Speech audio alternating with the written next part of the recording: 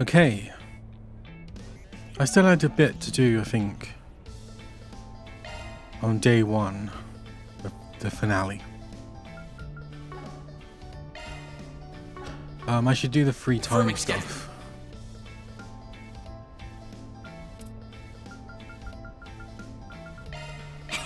I'll take good care of it. I'll take that. Thanks. Thank you. Thanks. Santa Claus gave over 20 gift items. Thanks. Thanks. Oval massager. Don't mind if I do, Van. Yay! Thanks, Archive.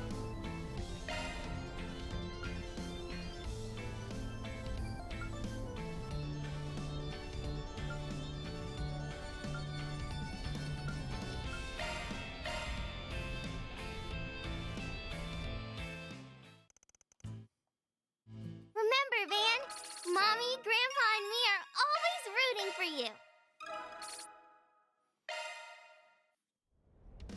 Confirming schedule. Let's get a little bit of a move on. So maybe I think I'll watch this one. Van's group decided to take a short break. Everyone split up so they could spend their free time as they pleased. And he just wants to hang out with the high school student. A Spriggan request addressed towards both you and I.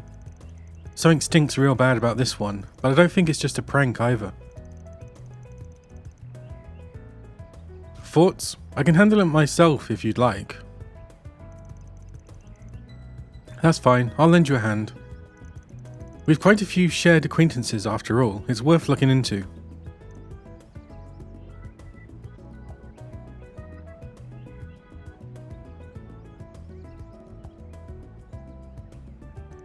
So, what is the request about?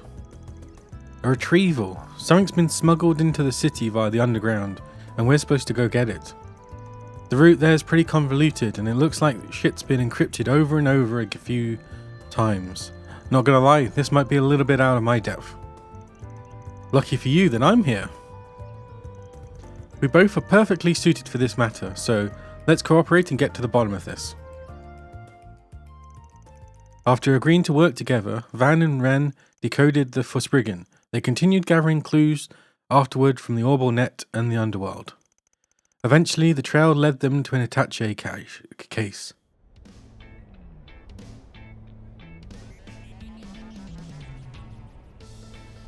Hopefully, tomorrow goes quick. This must be what we're looking for. That was some tricky shit to figure out. They definitely didn't cut us any slack. I'll say, we had to follow the thinnest threads we could find just to get here. Had we not teamed up, this whole search would probably be dead in the water. They must have trusted us to find it in the end though, if it was here after all.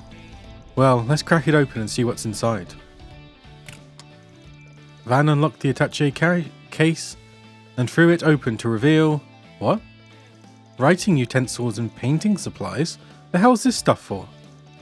There's nothing weird about any of them, just normal ass pencils. I don't get it. Oh, it looks like we also got these letters here. They're addressed to the both of us. No sender listed, but I can only think of one. Right, Grandpa Jorg, beyond a doubt.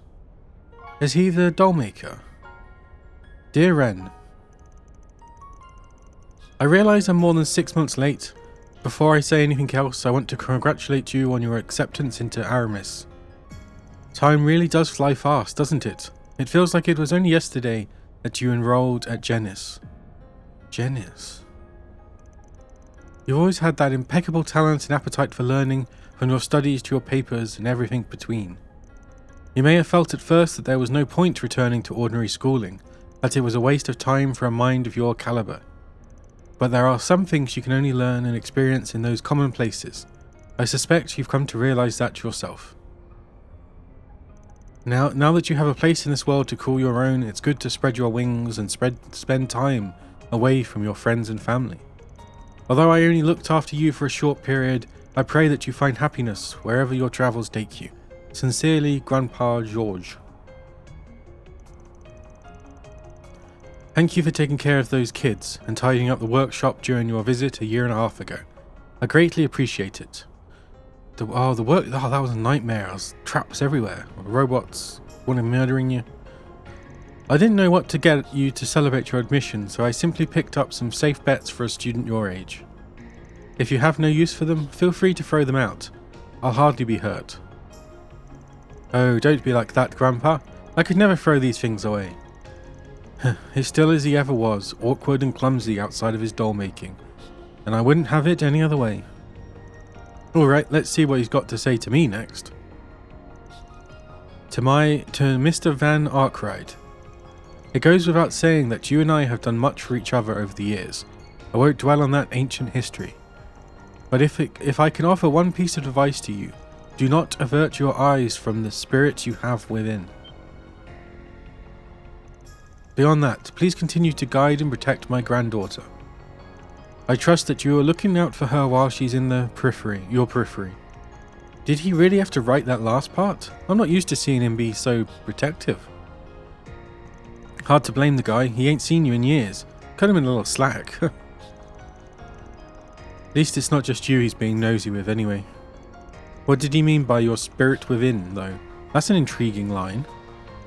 Beats me. No idea what he was talking about, but that's par for the course with him. Maybe he's like Green and he's got,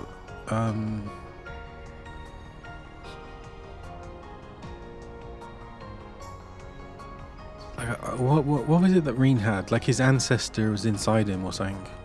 His spirit or something. I mean, you know how he is. Guy just sees everything differently. One hell of a grandpa you've got there, you know? People say his dolls are beyond lifelike. They even have their own hearts and souls. Maybe that power lets him take a look inside other people's hearts, all the same. He could be onto something. It wouldn't hurt to keep what he wrote to you in mind, whatever it turns out to mean. Maybe, yeah. So, where is that old fart anyway? Any idea where he is or what he's up to these days?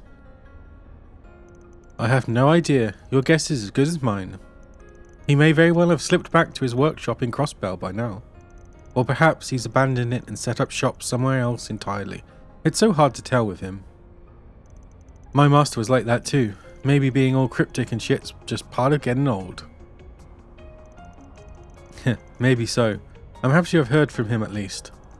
Thanks for bringing me along, Van. I'll have to return the favour one of these days. Hey, take it down a notch. You play with fire, you might get burned.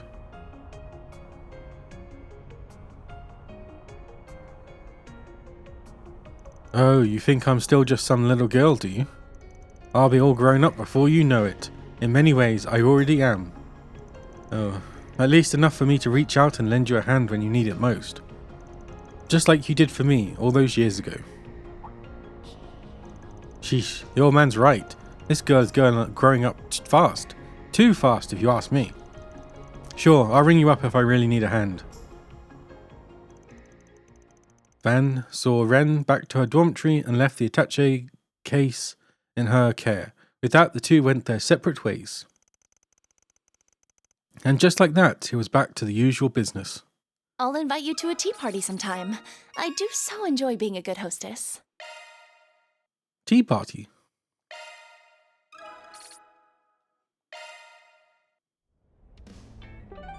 Okay, and then one more. Who are we doing? Oh, Fee. But we're not watching it. It'd be nice to introduce you to some friends of mine if the chance ever comes up.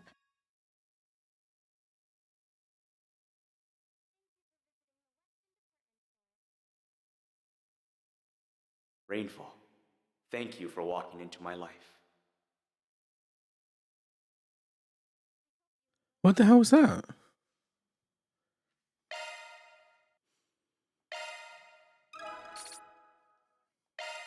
Oh, I'm 20 off. Can I get that?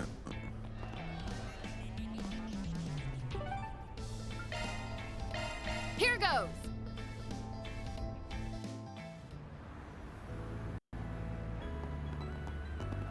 fair.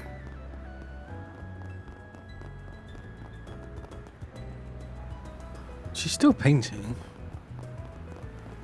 Let me go into the shops. Oh, I'm so in love with this Welcome brand. to Erland, sir. We have full confidence in our products. We await your next... Confirming schedule. Thanks. Oh, have I run out of ways to Visit. level hers up? I think I missed an entire day. Well... Do you need something? Please come again. God, it's like a collection of the bigwigs. Nice little party you guys got going here. Don't mind if I do. Well, if it isn't Aaron and the Ark Ride crew, good to see you've kept well. Huh? Never thought I'd see a Bracer, a Heyu, Elder, a Marduk security chief, and the CID head all banded together like this. Can't deny it makes me a bit on edge, though types from both sides of the law tend not to mix well. I assure you, it's much less charged than you make it out to be. We're just exchanging information and confirming agreements. Please pay us no mind. Kazim. Oh, I haven't seen you since Oration. We were actually just talking about how to go about cleaning up that mess. Taking care of the Armata remnants, you mean? Yeah, we smoked out pretty much all the hideouts they had left. We're talking our own measures, of course, mostly concerning Armata's trade and supply routes. The more problematic trade routes have been taken care of. Heyu will be see to the rest. Bet that's just what you were hoping for. We did also uncover some artifacts they have been using. The church is handling those. Well, good to hear that's taken care of. It's nice to have that resolved in time for the festival. In truth, that's why I'm here. The festival has the full support of the Kowloon group this year. That, of course, does lead to some overlap between us and Marduk. I'm here to make sure we don't step on each other's toes, so to speak. I can't tell you much. I'm afraid only the general approach HQ is taking. You'll have to wait 3 days for more in-depth negotiations. Mr. Thorndyke will be holding a meeting to go over our itinerary. Well, then you're right. Now probably isn't the best time. Can't go jumping the gun. They're discussing all sorts of things from the looks of it. Yep, nothing to do with us though. On the contrary, I do have some information you might find useful. We're still tracking down some Armata holdouts that have taken to the underground, along with some of the hate groups they used for their ends. Leftovers, huh? And Melchior's still on the run too. Can't count them out just yet. And the fact that the game hasn't ended. He pulls those thugs back up and we'll have Armata 2 on our hands. Indeed, he's quite the wild card. We haven't seen any movement from him as of late. But then, that means he hasn't been contacting said remnants either. The guild's working on exposing Armata's business ties. We want to pull it all out by the roots. Elaine and some S ranks from HQ are in charge of that. I wonder who that is. Gotcha. How's she doing, out of curiosity? Sorry, can't say for sure. She should be back tomorrow though. I'm sure she'd appreciate a nice, warm welcome when she gets home. Bud out, bucko.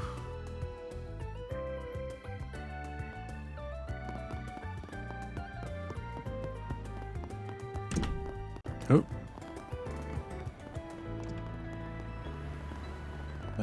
Stairs. Downstairs. This is for the notebook. Oh right, it's in a taxi. Oh, that car there has a checker pattern. That's got to be it. That's the taxi. The driver's got to be close. Let's sniff him out. Not him. Gonna eat something? Hey, welcome.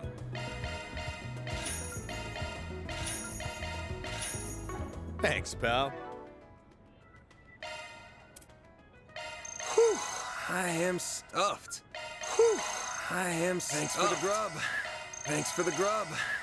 Thanks for the grub. Thanks for the grub. Love me a sugar rush. Love me a sugar rush. Love me a sugar rush. Love me a sugar rush. Love me a sugar rush. Love me a sugar rush. Love me a sugar rush. Oh, so close.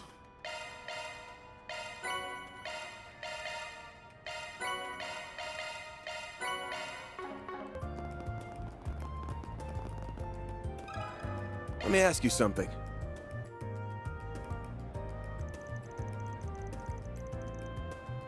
Oh, well, if it isn't a big boy with a cute girl hugging his arm. Never thought you'd ask me about that name and notebook. Wonders never cease, huh? Ah, looks like we found our guy. So word is you were scratching Dingo's back every now and then. Yep, I may not look it, but I used to run all over the Republic taking odd jobs on the down low. I was on this smuggling run once and bam, I bumped right into him. That's how we met. That must have been, 10 years ago? Dingo would have been around 20, I think. Alright. So do you know how he got tangled up with Walmata back then too? Oh, my boy, do I ever. That was what led him to ask me for help out of the city that day. I snuck him out just like that. He hopped on a bus for Creole and that was the last I saw of him. In retrospect, I shouldn't have done it. I should have let his dumb ass do that. It wasn't your fault, Giordano. Don't beat yourself up over it. You weren't the one who killed him. It was Armata. Not even. Dante's owns that, the shitheel. You're right, yeah. I heard he got what was coming to him at the old capital. I bet Dingo's laughing up there. I'm happy karma came around for the bastard. I hope it makes him feel better. He really regretted being the guy's broker in his past. Dante's really wasn't the same guy once he took over. So that's his background, huh? Not trying to justify him, but Dante's used to have a good rep on the streets. He had a code and he stuck to it, and that let people trust him. No wonder he ended up so popular. With how much everybody hated the head honcho before him, he got Dingo hook, line and sinker. Dingo was his informant, fed him the info he needed to bring the old guy down, and now in its stead, we have this monster he built. A monster, huh? I suppose that fits him. I'm not too privy to what happened beyond that, so I don't want to speculate. So you're looking for Dingo's old notebook, and you think I've got it? Bingo. Please, may I please have it? Well, I'd love to give it to you, but I'm afraid I can't. What? Why not? Is there something we wanted done first? What? Pretty Boy says it was for your eyes only? Well, he told me to keep an eye out for his Spriggan guy and a newbie reporter. If anything happened to him, he wanted me to give this here key to whichever of you two I bumped into first. Obtained coin locker key. Oh. So what is this key for? Looks like a key for a station coin locker, like you'd see around the subway. Spot on. He said he stashed it in the easiest locker he could find. I'm not sure what he meant by that though. I have no idea which station it's at. Got it. The easiest locker he could find. Where would that be? Well, that about gives it away. Oh, could it be the one by Van's office? Probably. Let's head on back and take a look. Thanks a bunch, Giordano. Maybe I'll make it up to you with a joyride one of these days, when I feel like it. Haha, you just call me anytime you're plastered and I'll be your DD.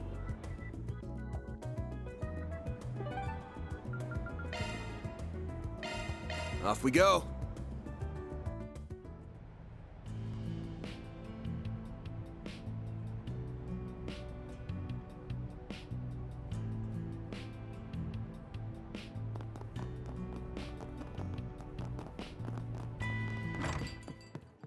What'll it be, hun? Come back soon.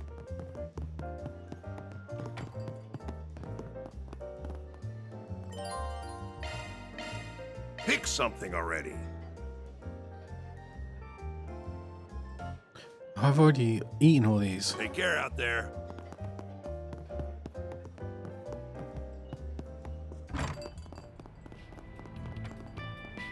Oh, why, looking is always free, you know. Come back for more anytime.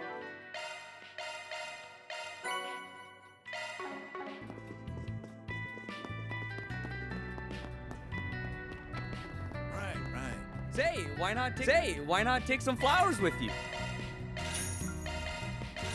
I hope I see you again. Confirming schedule. Oh, thank you.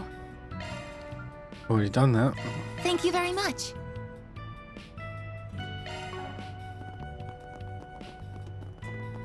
What do I do? Let's see.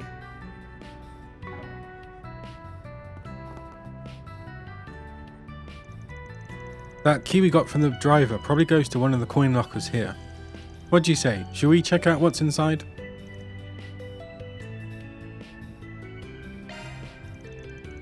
Absolutely, I'm ready. Okay, let's head in.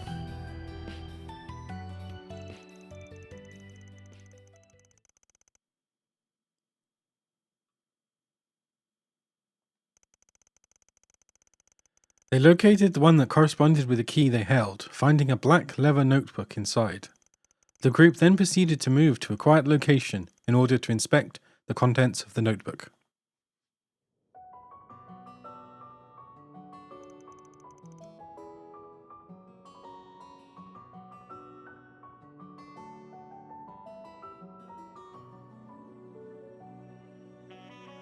This is something cool, right? I didn't get to talk to Dingo much, but I know for a fact that he was an outstanding man. Indeed, not just anyone could pursue Armata to the degree he did without backup.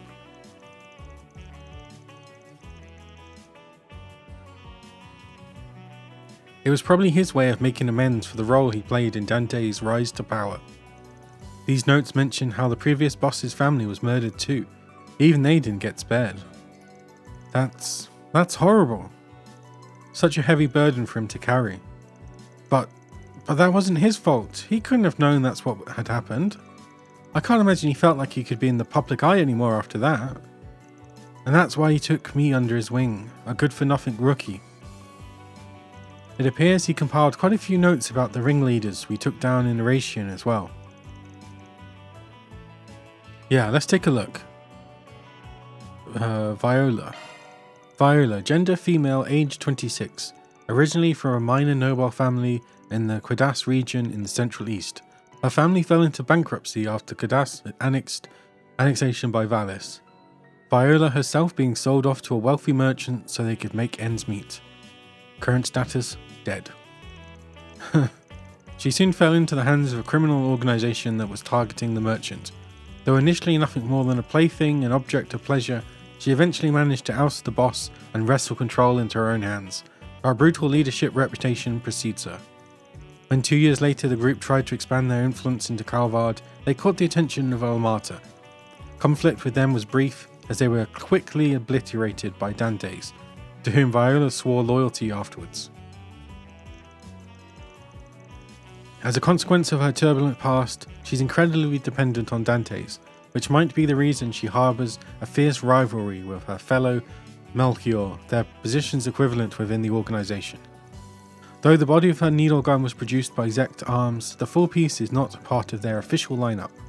Further research regarding the origin of her weapon is needed. Alexandra, gender male, age 35.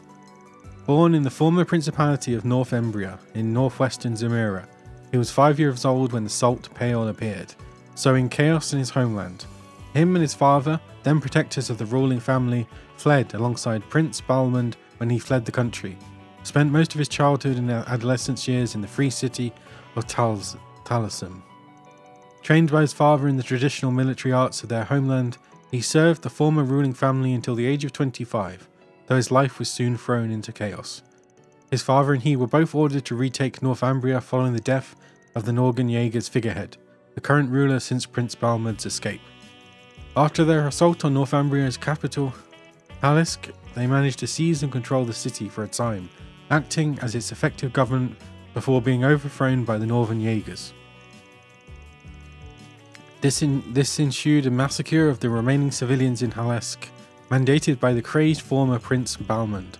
Standing in opposition with one another, Alexandre and his father duelled to the death. Alexandre emerged victorious before withdrawing from the battlefield. Though his current whereabouts are unknown, it is believed that Prince Balmond was swiftly and secretly executed by the Northern Jaegers following his capture.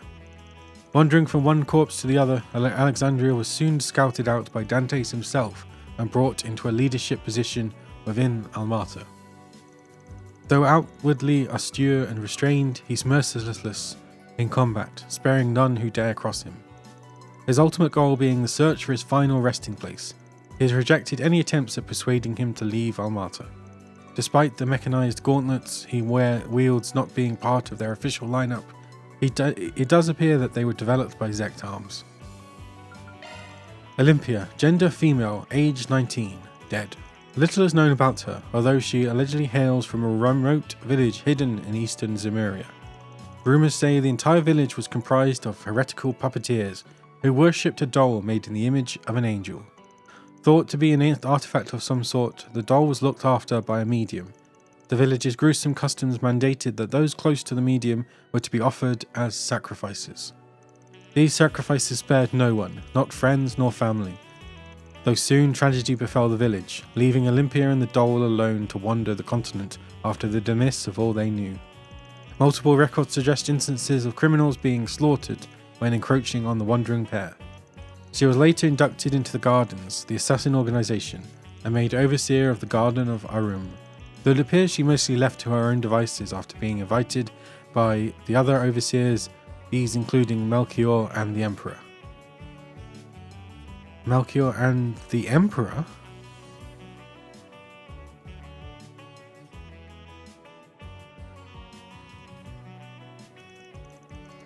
If I were to guess, the incident that took place in her village led her and the angel to develop a psychologically interdependent relationship, resulting in her autonomy and emotional expression diminishing. In light of the crisis that's made the Gardens join forces, she may have a chance to reclaim that lost capacity, albeit an incredibly slim one.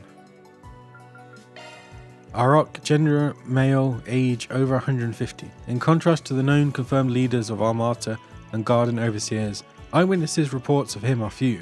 What we do know of him, the Garden of Rust overseer, is that he's a very dangerous man, clad in heavy armour.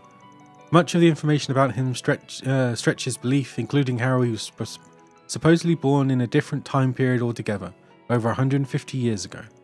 If he was, he's said to proceed from the mythical Holy Iskan Empire, an enormous nation believed to have laid just across the Tian Shan and Ishgul mountains to Kalvard's east. This empire is presumed to have vanished following a calamity 130 years ago. In its heyday, 9 groups served to protect the royal imperial line. Eastern sources indicate that he was a warrior who represented the Rahu, a tribe of white descendant hailing from the west. I'm inclined to believe it's all bullshit, but in an age where immortals like the Lance Maiden can exist in Erebonia, I can't rule out the possibility of there being some truth to it either. Whether it's true or not, evidence might suggest that his armour and his strangely shaped battle axe might be artifacts. Considering his joining the Gardens and the stories claiming his immortality, this might be highly likely. On top of that, he's the primary suspect regarding the Eisenchild's annihilation in the outskirts of Kriel, though I still can't state that for a fact. More information needed. And then Melchior, gender male, age 21. One of Almata's 3 pillars, and quite possibly its most evil and sinister member. He doubles down as the Garden's ringleader and overseer of the Garden of Thorns. Melchior's skills don't fall behind any of his artifact-wielding peers, being highly skilled in the use of the Orbal Net and being capable of infinitely spawning and freely controlling explosives. Beyond that, he also acts as Almata's main strategist, and Dante's right-hand man, and confidant, and possibly his lover. Though his past is shrouded in mystery, his origins might trace back to the same organization the Oathbreaker, one of Ouroboros' anguishes, also comes from. The Order of the Moonlight Horse existed since the Middle Ages, where the Oathbreaker sat among its top brass for the longest time before losing to Ouroboros and switching sides. He's an entirely different matter and a major threat all on his own. Wrapping this back around, Melchior might have been a direct subordinate of the Oathbreaker before going on to take in the scattered remnants of that infamous cult. If that's true, that would make him something of a prince of the underworld. For someone as powerful as him to idolize Dante so much is nothing short of ominous and concerning, to say the least. Another thing that concerns me is him staying in Creel's vicinity following the Eisenchild turning into gulls. Creel's not just some sleepy village with beautiful vistas. More than a touristic spot, it lies stuck between several forces working from the shadows. It also happens to be one of the few places in northern Karvard with a sizable eastern and central eastern population. Knowing the source of Armata's financing, actually, I'd rather not speculate any further. Dante's. Gerard Dantes, gender male, age 34. If I let my feelings take way, Dantes could fill every single page in this notebook. There's not a night where I'm not overcome with regret. But this notebook is not meant for my personal thoughts. Most things I've come to learn about him and his life are at least a little eyebrow raising. Him being a member of the DG cult before joining Armata, being related to Calvard's old royal family, perhaps even a direct descendant. The tales of his sword are equally as hard to believe. A gigantic blade of black and silver, thought to be an artifact hidden by the royal family. This demon blade was the instrument with which he slew Enrique, Armata's previous head. Hard as these tales are to believe, their true purpose is to strike fear into the hearts of those who hear them, to make Dantes nothing short of a living manifestation of shadows and agony. Deep as the abyss and equally as alluring, his unquenchable thirst for fear is what draws many to him. Seductive and enchanting, it has earned him many loyal followers. But where does such an unfathomable hunger come from? A new hypothesis surfaced recently, which might finally explain things. Its source, however, is a little unusual, and I'm not particularly keen to take it at face value. But that's neither here nor there. The more pressing matter is his goal in Basel, and that him and the others might have been after something else. His true goal, I imagine, fear, the wanton need to bring about true dread and terror to the masses. He wasn't able to achieve it even with the help of a genius. But that will not put a stop to him. He'll stop at nothing to achieve his mission. Looking into his matters should take priority. Regardless, he was sure to manage to pull a fast one on me in Tharbad. I was distracted by that call, but that's no excuse. I should have seen him much sooner than I did. But try as he might to stay one step ahead, I'll forever be hot on his heel. At this point, I've worked out how I'm going to get everything recorded, as well as how to leave these notes behind. Now comes the real showdown with him. It's going to be the biggest gamble I make as both a reporter and an information dealer. If, by some sheer miracle, I make it back in one piece, I'll absolutely be following up on those theories I've written about. I can already imagine the hell I'm in for with that dope of a Spriggan and that cub reporter. I really do worry about her. But you know what? At the end of the day, that's just part of the fun.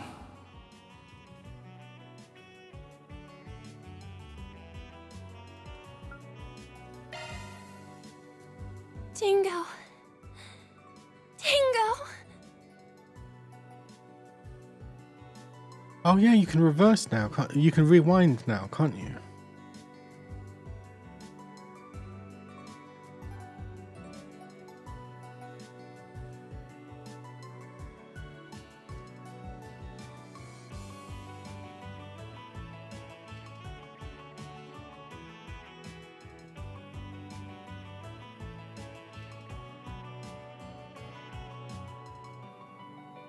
I just spent 15 minutes reading a book. You dumbass. Who's the real dope between us, huh?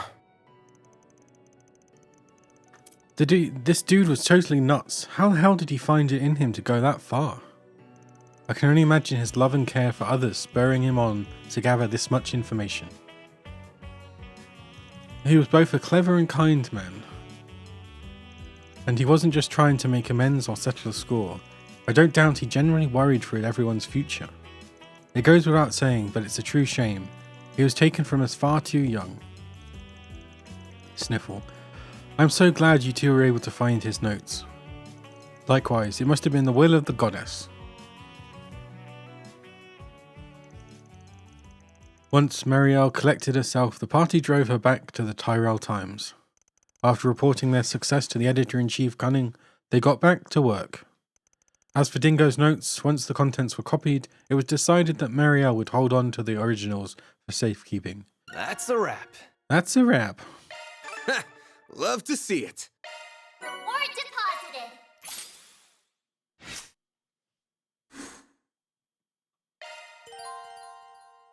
Oh, more free time. Great. You okay, Van? Oh yeah, I'm fine. Just thinking. Is there something bothering you? Guessing the stories about the gangster and Armata remnants are on your mind. Yeah. If Bamonti, Jack and Killiker were all talking about them, then it's definitely worth mulling over. We heard something interesting while following up on Dingo's case as well. You're talking about how they were spotted in the Tyrell district, right? Oh yeah, now that you mention it, that is kind of worrying. Maybe we should drop by Tyrell, just in case, you know? Not a bad idea. Can't hurt to check the area out once again.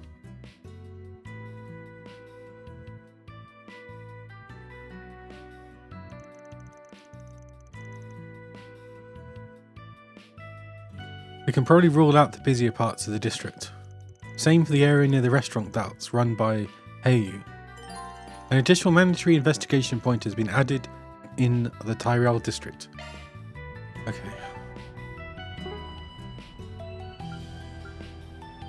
Nina Fenley.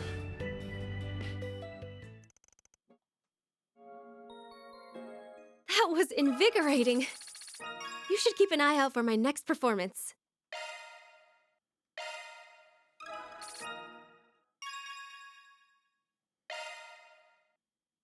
The Ultimate Spriggan. Okay.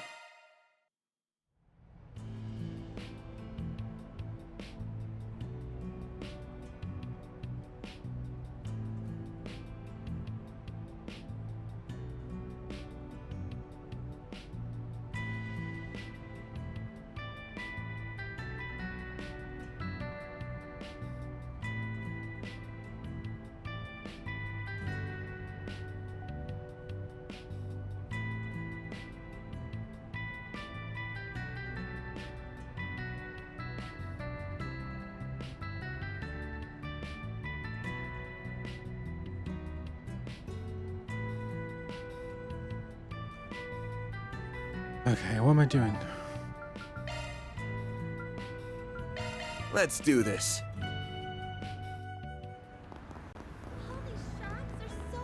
Please step on up.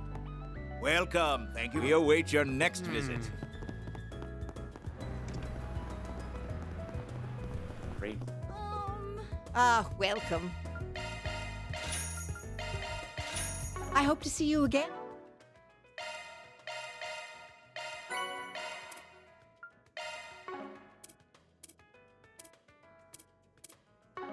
Confirming schedule.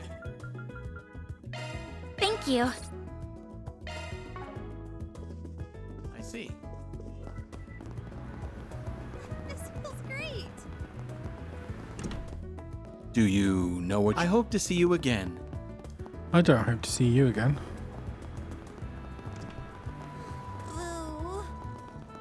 Hey, hey! How about some popcorn? Hey there. See ya. Hey, did you see? How about hello? Thanks for shopping.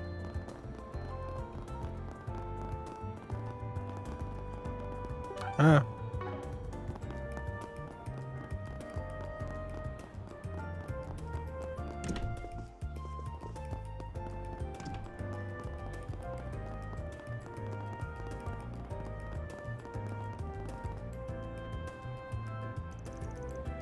Well, looky here. Huh? Isn't this usually locked? It is. Where does this alleyway lead? Down into the waterways beneath the Tyrell district. As far as I know, the only traffic this way sees is a maintenance team once a month. Uh-oh. Now, I ain't an ace detective, but something's telling me this wasn't their doing. The handle's gone. This may have been done recently. It's safe to say a normal person couldn't do that with their bare hands. I wonder if they used a special tool, or maybe... The quickest way to the bottom of this is to head in ourselves. Yes. God. This handle is broken too. There's no mistaking it. Whoever did this just yanked the thing clean off. Then they didn't use the tool after all. Whoever we're dealing with is far from ordinary. There are a lot of fresh footprints in front of the door too. Looks like we got some huge ass rats to flush out. You got that right. Let's have a look inside. Heads up though, there's no telling what's waiting for us in there. Be ready for anything, understand? Got it. We should have time to stock up on equipment and items if need be.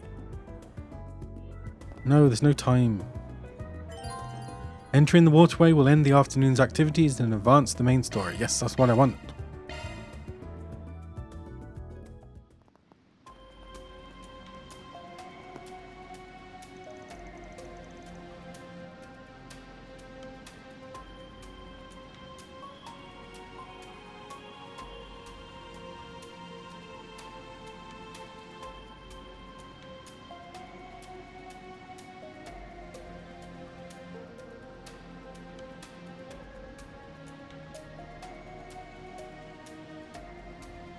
I can hear water running in the distance. There's a bunch of footprints here too. It really does look like a lot of people came through here.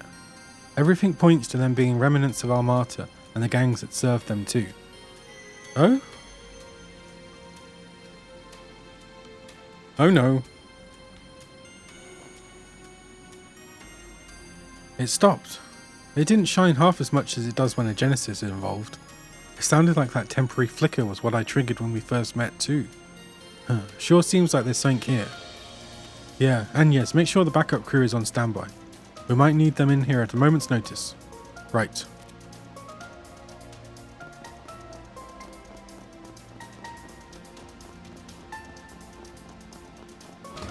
Oh, come on.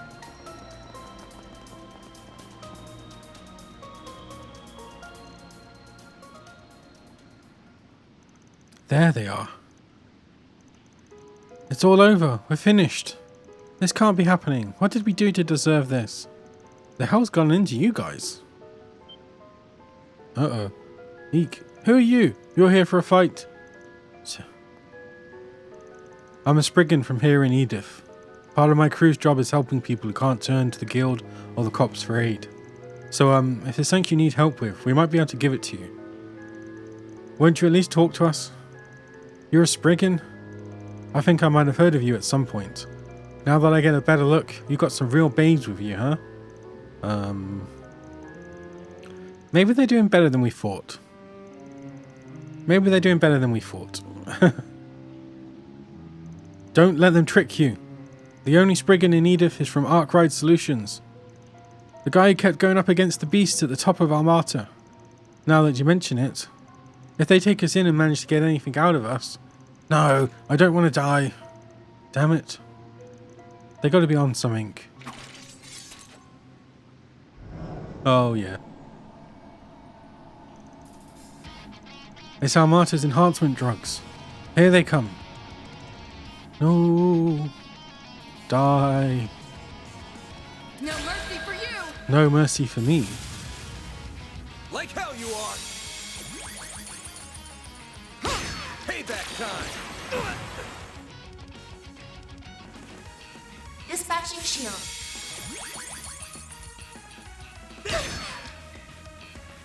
I won't lose. I'll get them all at once. Pressure him and move in. Why did she not have enough mana? It's not my fault, I swear! Activating drive. I'll take care of them. Initiating drive. My move now. Your turn, Judith. I'll wipe the floor with them. There! You know what to do, Anya.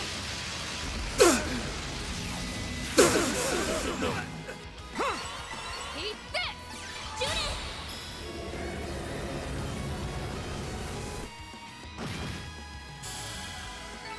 I did it!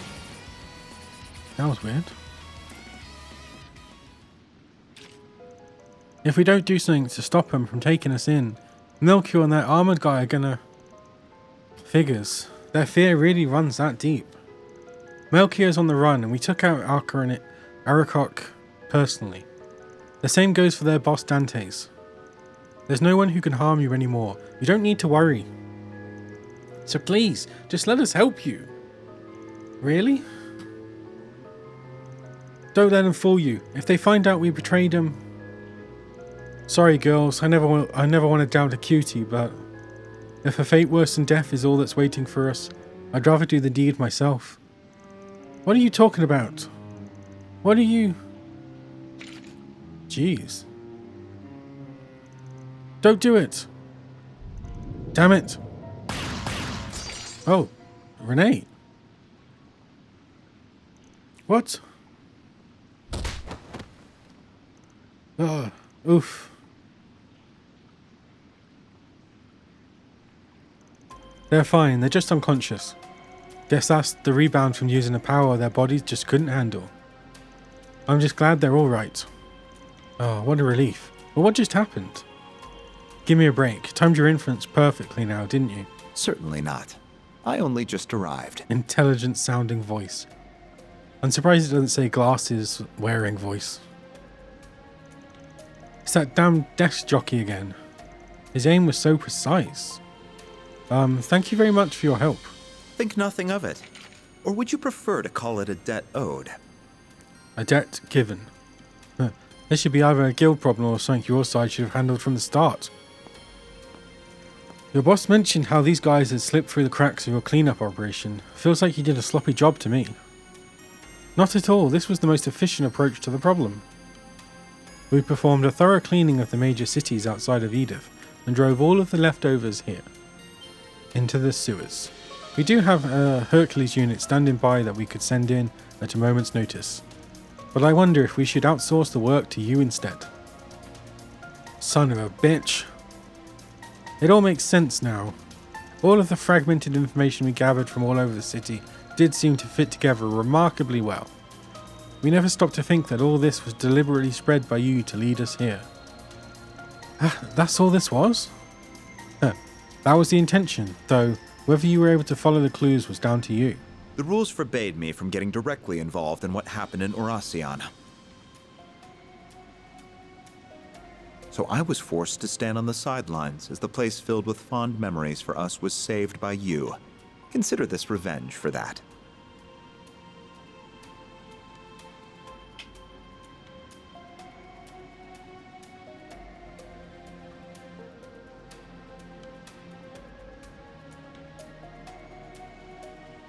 So I was forced to stand on the sidelines in the place filled with fond memories for us.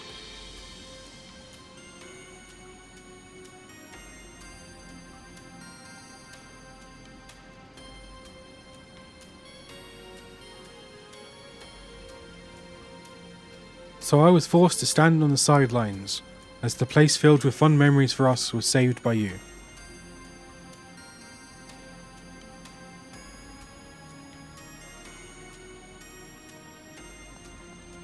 I call bullshit. You ain't the sentimental type.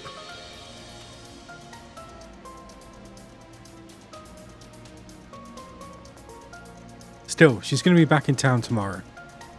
And I know she'd give me an earful if I left any problems unsolved. So I guess I can just help you just this once.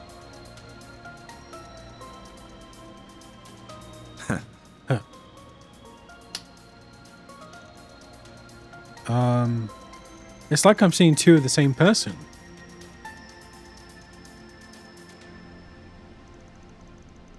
You can really tell they go way back.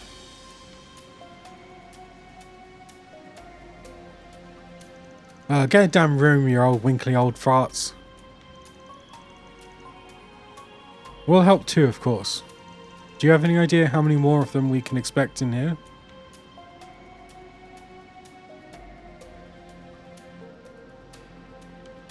Sounds quiet.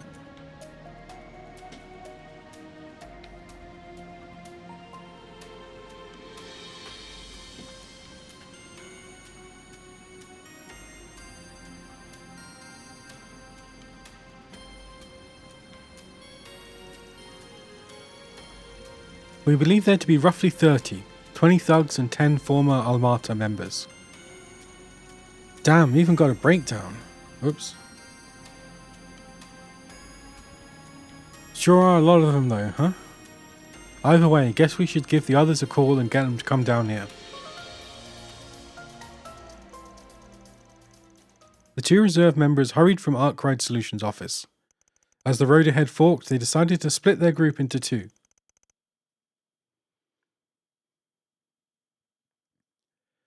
With Van and Kincaid each leading the charge.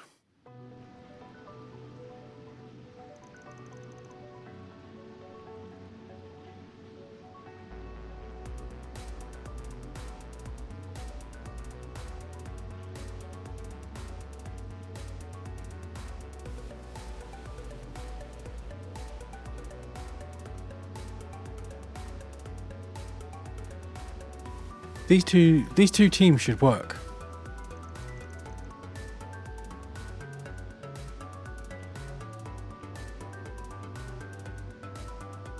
We're with Mr. Kincaid, huh?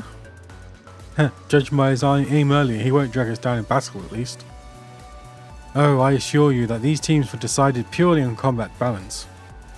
You can count on me to support you in battle, and I'll even throw in some old stories about Van as a bonus. Ooh, saucy. What? Really? Now I'm in. Hey! Maybe being in the other group wouldn't be so bad after all. I want to know his weaknesses too. You'll have to spill later. Can do? Can don't? I won't ask for anything that might count as a weakness. Don't worry. But you're still up for anything that doesn't? We should get moving. We're short on time. As we agreed, Zeros and I will remain here. Contact me when you apprehend any of our suspects. I will see that they get to the CID.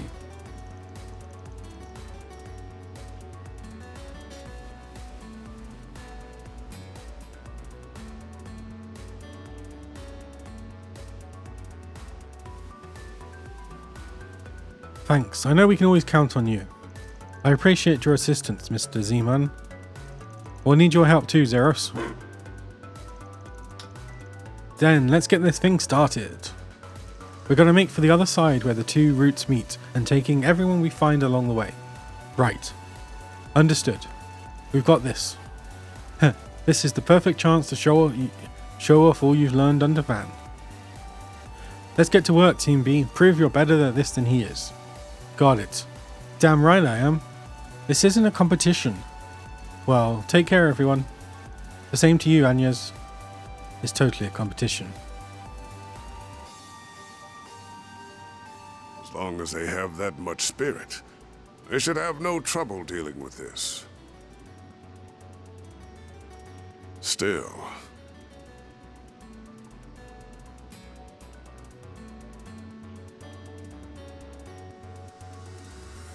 I faintly sense a presence that is not of this world here.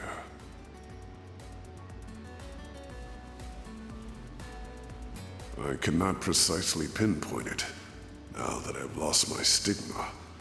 But I can see I will need to be prepared for trouble, all the same. The party has been split into two. Adjust the equipment of individual members if necessary. The expedition will begin with Team A, then it will switch between the two teams over the course of the dungeon. Oh my god. Why does there need to be a dungeon before the final dungeon? Whew, that hits the spot. This team is a bit overpowered. Deploying Oh, I didn't mean that. Crowd, aren't you? A chance. Time. Here goes. Great.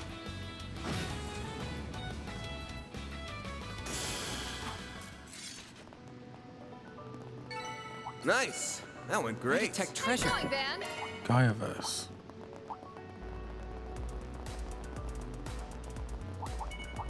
I might regret this, but Wait a minute. I'll take care of them. Unleashing. Boost gauge limit exceeded. Going all in. Activating drive. My move now. Up to you, Reset. Activating skill. More. Like hell you are.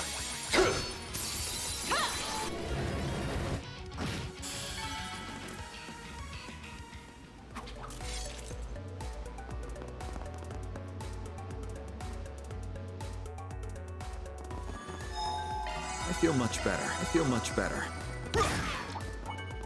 Strong enemy ahead. Caution advised.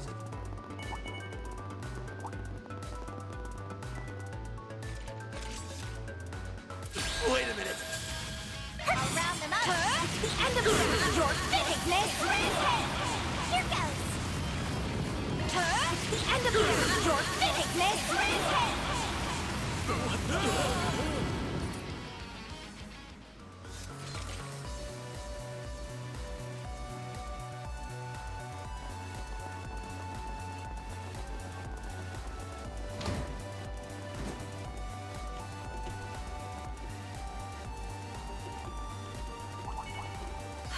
I smell treasure. Ah, oh, he got stuck. There we go.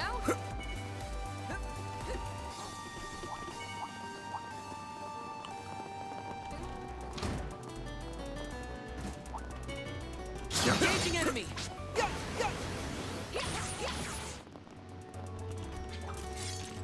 I detect Pardon me? treasure.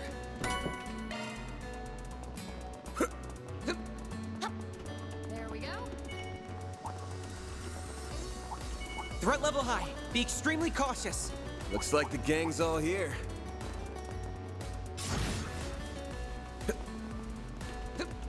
Is there anyone here who's got some dirt on Van? I don't think I have anything that would top what his best friend could share. I have a story or two. I'll tell you about when Mr. Arkwright trained for 3 months at the Marduk. Shut up! And why the hell do you know about that anyway? Why wouldn't you? I detect treasure.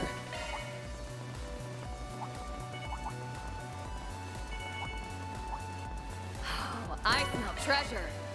Zoom, zoom, zoom. This looks like a good spot to rest. That hits the spot. That looks like a nice chest.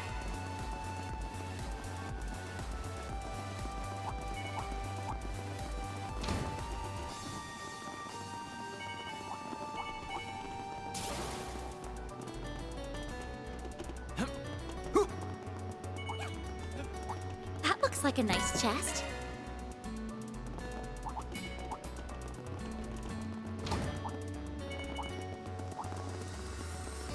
Hate to admit it, you're a lot stronger than I thought you'd be. You haven't seen him do a single and the way you thing. divided up the teams made a lot of sense. Naturally. Rest assured, you can count on me to have everyone's backs. I can tell he's being sincere.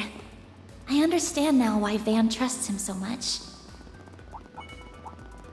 I don't know, I think there's still something funny about him. Magic attacks are most effective.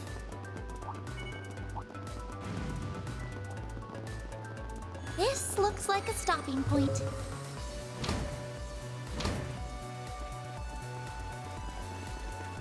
Zoom, zoom. There's... excuse me. There's still no sign of any people or monsters. Well, I don't know about you, but I'm getting bored of just running, so how about you get to spilling? Time to tell us about Van, buddy. Aaron? Yeah, I want to know too. Me too. Oh, I can only tell you about the times when we were together, though.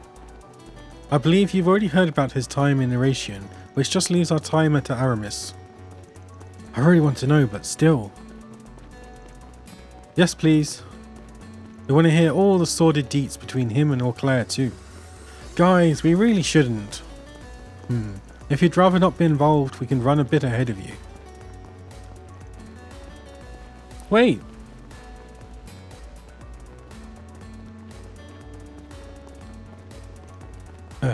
Yeah, I thought so. The more the merrier. Alright then. Why do I get the feeling Renee's telling him about my personal life as we speak? Well, he did say he was going to. And here we are missing out on the fun. So come on, out with it. Out with what? We want to hear everything that happened while you were at Aramis, of course. Yeah, it sure feels to me like you were going out with Beauty's Blade while you were there. Ah. It isn't proper to pry into another's affairs, you two. Oh, but what an incredible coincidence it was that you happened to meet your friends again while at Aramis, huh? You're just as bad as the rest of them. Though it's not like I'm that desperate to hide it or anything. So you know all about me growing up in an orphanage in Arasion. But after that, I ended up in the custody of another place.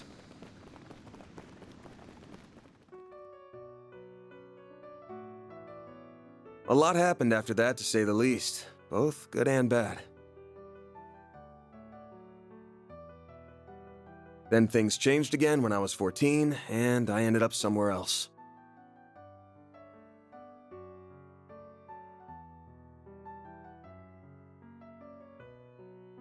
That was when someone suggested I take the entrance exam for Aramis.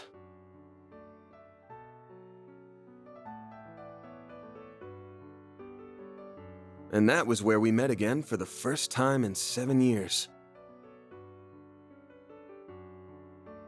I had no idea what they'd been up to all that time, and they knew just as little about me. They're just some people you can't get away from, though, I guess.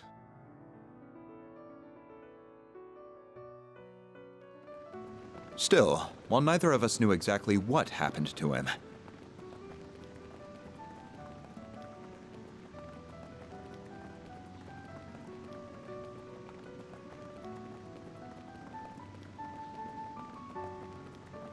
we could tell something had. We didn't try to push the matter. Instead, we rejoiced in our reunion and rekindled our old bonds. Much happened during our time together, including the school festival in late April and the student council president election. And through it all, we quickly went back to being as close as we were before. When I became student council president, the two of them even helped me with my work. Still, not everything could be the same as it was in the old days. It didn't take long for Van and Elaine to realize their attraction to one another. And during late autumn, the two of them confessed to each other and started dating. Having suspected how they felt towards one another since our childhood, the only surprise for me was that it took so long. Still, while it made me happy to see the two of them come together, I couldn't help but feel a little lonely to see them pair off without me. Did I have feelings for her? No, not at all. I had a girlfriend of my own at the time, and all in all, I was quite satisfied with my personal life.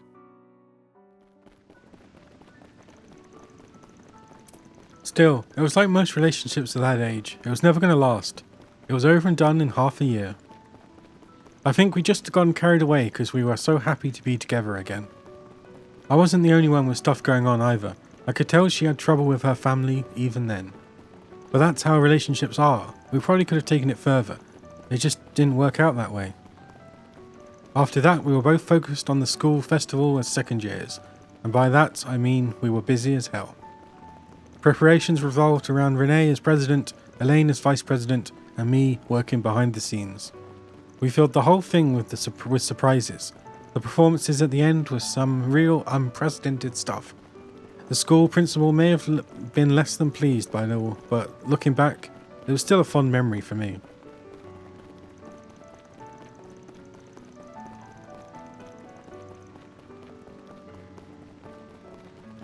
You wouldn't believe how cute Elaine was then, or how much like an older brother Renee was with the way he looked out for us. But not long after everything came to an abrupt end. The next student council election was held in May, and Elaine became its next president. Everyone, including us, expected that Van would go on to become her vice president, but it was not to be. All the letter he left to me said was, "Sorry, take care of Elaine for me." While the one he left for Elaine contained a clumsily written apology.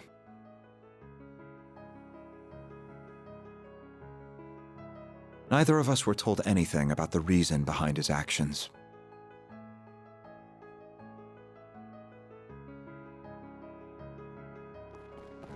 And that's how second-year student Van Arkwright dropped out before he could graduate.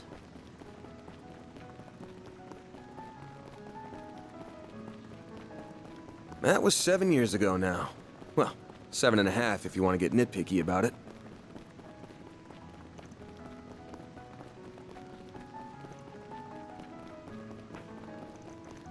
Why did you... No, never mind. There were a bunch of reasons why I dropped out, but one was that I just wasn't cut out for life to begin with. Sure, you guys already know I'm not creating groups or being a part of something. Aaron's got a bit of that in him too, so I'm really hoping he doesn't end up like me. I don't think you need to worry about him.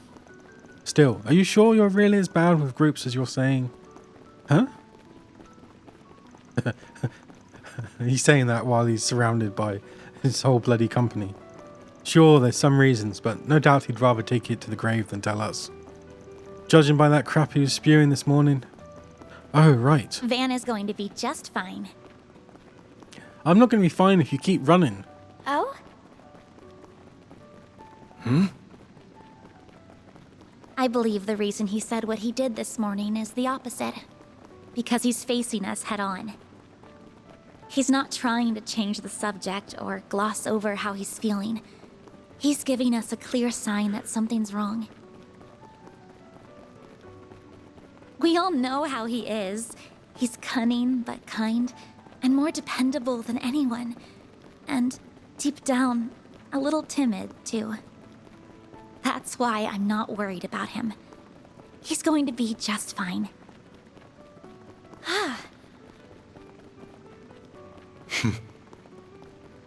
You have been doing a fine job as the chief of Arkwright Solutions.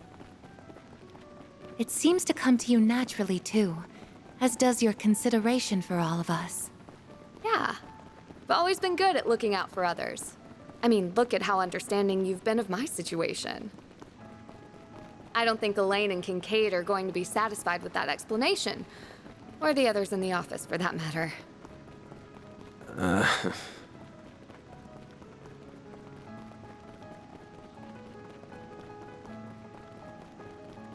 I believe the time will eventually come for you to stop running and face everyone.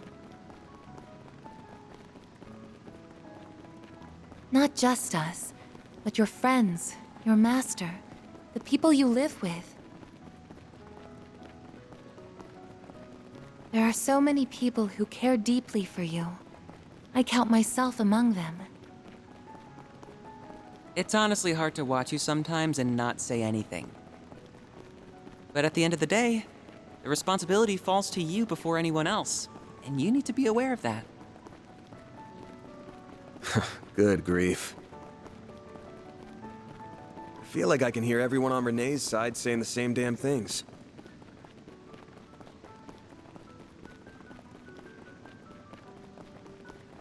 I'll settle this with myself eventually, if for nothing else but to make me look cool.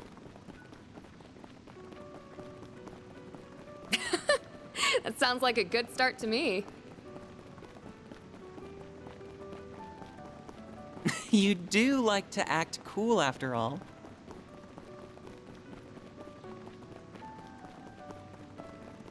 We would all like to do what we can to help you when that time comes. Perhaps he's finally losing his touch. Or more like it's time for him to finally pay the piper. Damn, he's fighting a losing battle if even a schoolgirl can see through his act now. Feels like he's putting a pointlessly long abeyance on the inevitable while he tries to find himself to me, if I'm being real with you.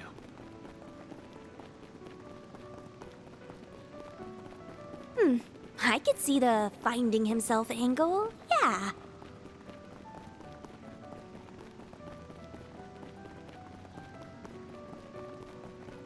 No idea what an abeyance is, though. I'm not sure it's quite that simple. Still, I believe in him. I know he'll stop averting his eyes one day. Not from us so much as from himself.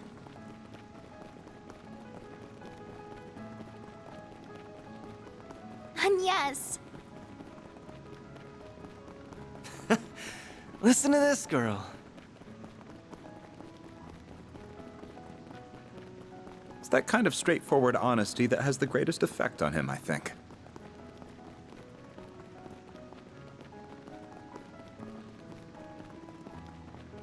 Perhaps if I'd been able to say the same to him 7 years ago. No. There's no use in dwelling on the past.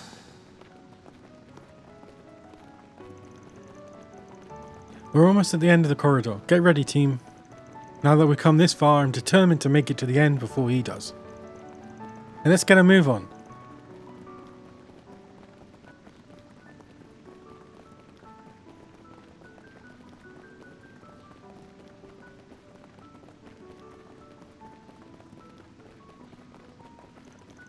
This isn't a race, you know. Even if I admittedly do want to see everyone's faces again as soon as possible.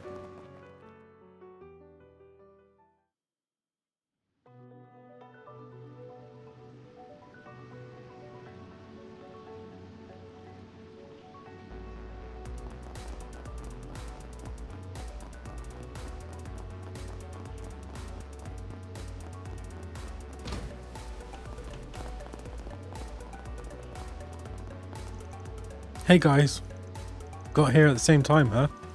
I'm exhausted after all that running. I'm just glad we all made it here unharmed. So am I. I trust you didn't let any of our targets slip past you? The same question right back at you. Still.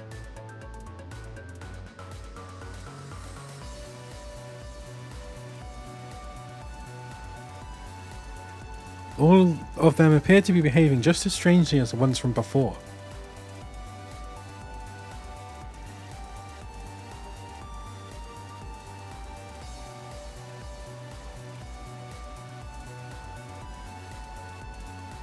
We're screwed. Screwed.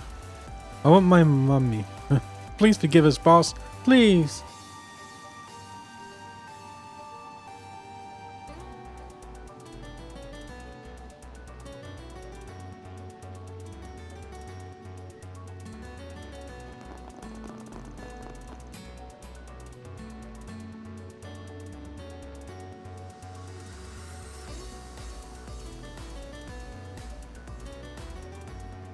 They've let their fear take control of them.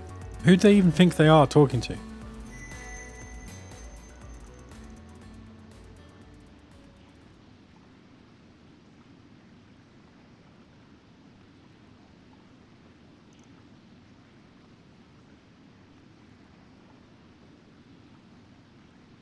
Shit.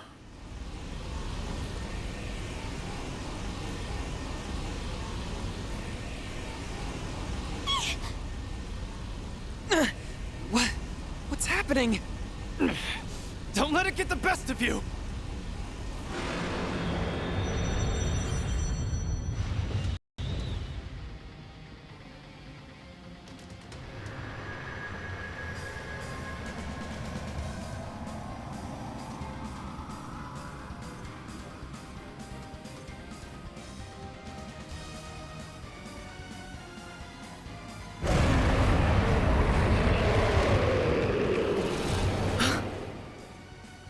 An Arc Devil?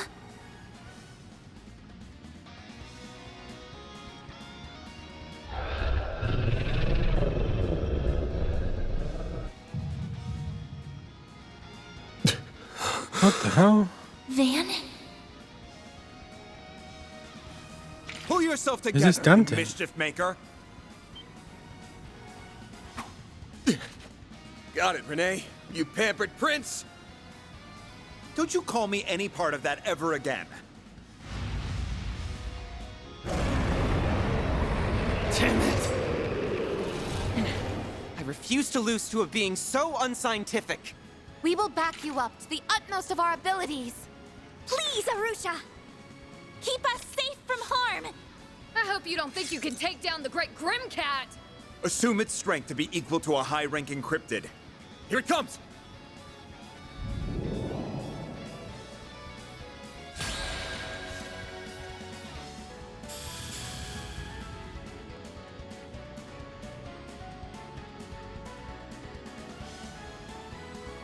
Time to go all out!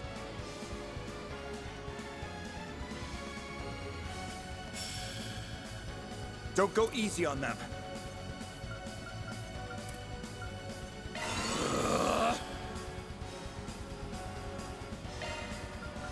Follow you now! Taking center. Your move!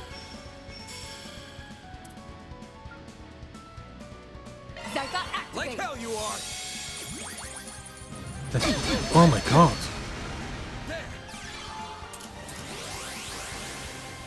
Here goes.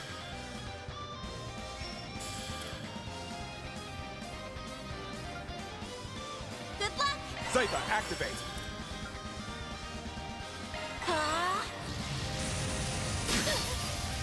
Eat this! Judith! Initiating skill. Here goes. This'll hurt. Think fast. Take this! It's go time! Zytha, activate!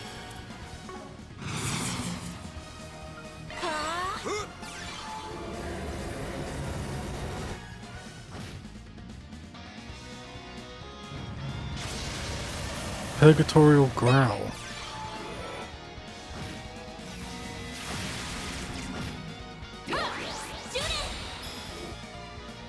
Initiating skill. Here goes. They're stuck.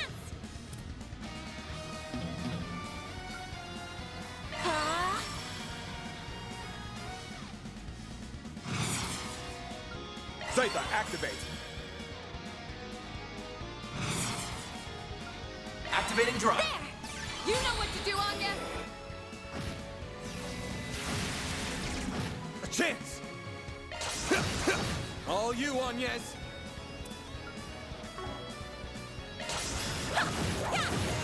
Have some more! Brace yourself.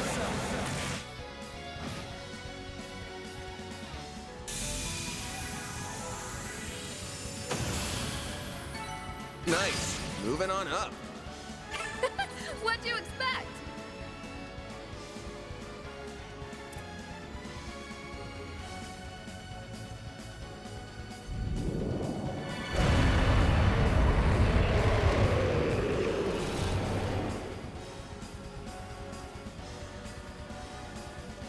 It's changed phases.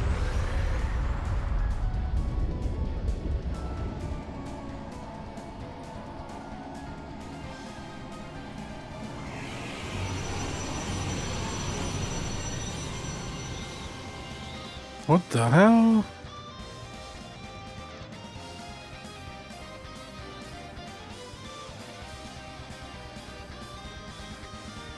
It's calling its minions. I count 25 enemy spirits. No, 26. You gotta be kidding me. They must be using the fear of our original targets as a foothold to enter this world. How careless of me. I should have sent the Alpha unit in after all. Damn right you should have. Whatever. I'll take this. Mare Bear? What are you doing? Wait, you aren't. Van. Guess this will be my first time showing it to you directly, huh? I can't tell you how it works, but enjoy the show. No, there will be no need for that. Huh? Oh god.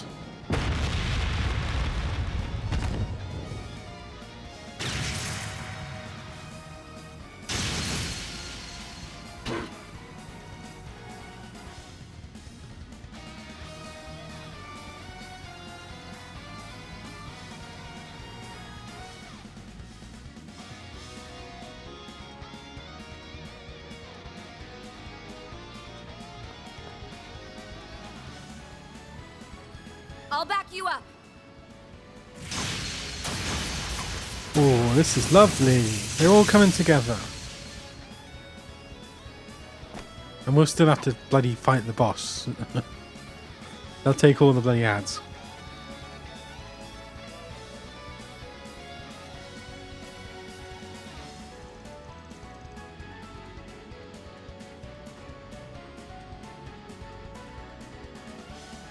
You must have really rushed everything to get back here earlier. Yes, but I did everything that I needed to. So I'm not letting you have all the glory. Huh. Ever the stubborn one, I see. Have another person join you, Van. Everyone else, we will secure the left and right sides. Thanks. Oh, come on. Feels like we just had all our thunder stolen from us. We'll have to take out the others ones at a time so that Van's team can focus on the largest target. Right. I'll support however I can. I'll get them all, even the ones in the middle. Theo, Zeros, it's time to go all out. Oh, okay. Select one additional member to support Van's group in battle. Agnes. What? I won't let this chance slip by. Activating skill. You're open! Speed up a bit. I suggest we strike now. Miss Alpha, you're toast! Now or never! Time to go all out! Miss Lancer! You'll be sorry! Initiating skill. Do your worst! Take him out! Initiating skill. Boost gauge Barry, expanded. help me out! Initiating skill. Boost gauge expanded. Barry, help me out! Lance! Reset! Activating skill. Extra! Come on. We'll fight. Not while I'm here.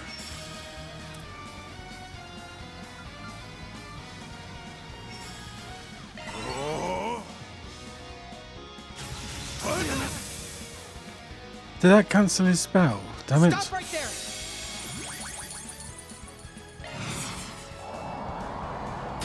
Bold of you. Engaging skill.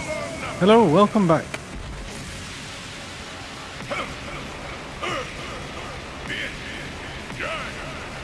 Cosmo, holding ruin. Celestial impact. Boost gauge upgraded. Wide open. Your move, Ketra!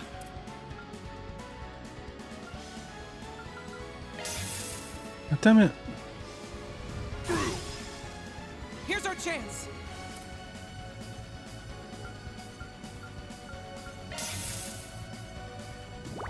I misjudged you. Whoa. That's far enough. Initializing drive. Damn it! Go time!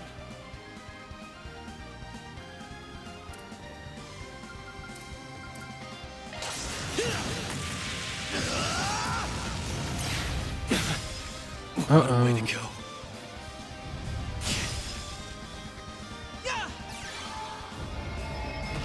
This is the bit where you regret not putting items on all your characters. Oh god. This is dangerous. Now's your chance to boost. There. Much appreciated.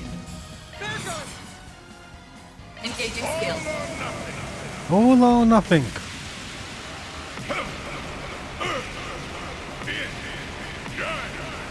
Cosmo, holding ruin. Celestial impact. Boost gauge Oh, upgraded. that did nothing. Oh god, he's dead. This is dangerous.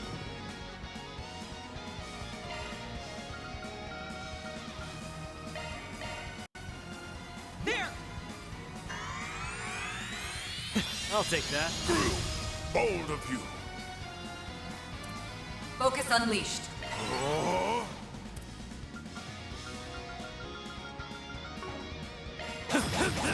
There. Here's our chance. Energy output at full throttle. Initializing drive.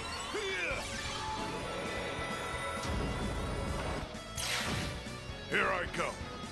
Engaging skill. There. Your move, Ketra! Activating skill. Here goes! Activating. Let's go. Boost gauge limit exceeded. Oh, thank god for that. Well, thank Adios, I mean.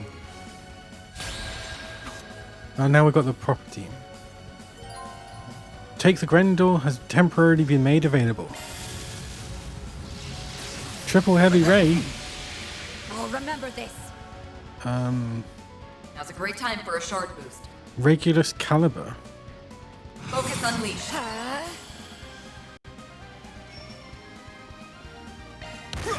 Too slow. If you would. Activating drive. This'll hurt. Think fast. Take this.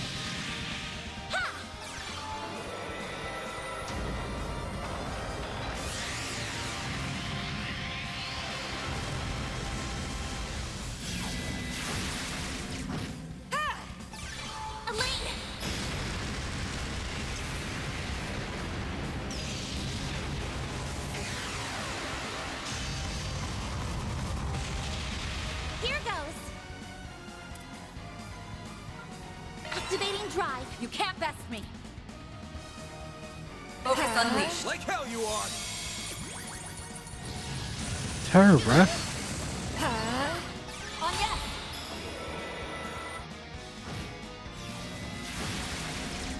Here goes. Cypher, activate. This'll hurt. All you on yes.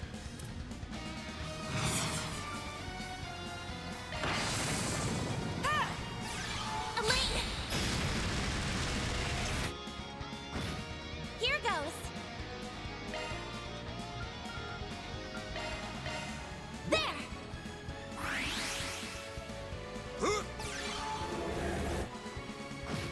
Taking point. Focus on engaging skill. A chance. There. All you on yes. Activating drive. A chance. Ah, I should have. There. On yes. Here goes. I just used the regular one. Brace yourself. Here goes. Time for the main event.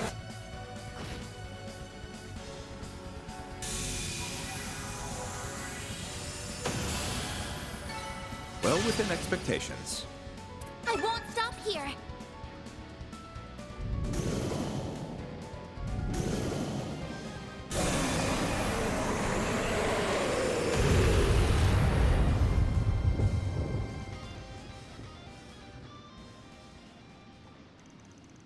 I'll take more than that to stop us.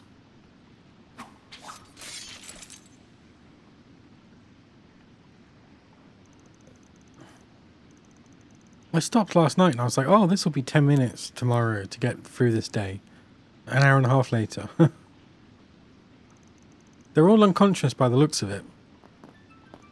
Do you think those creatures really appeared as a result of their fear? Indeed, they must have been underlings of the 77 devils described in the Testaments.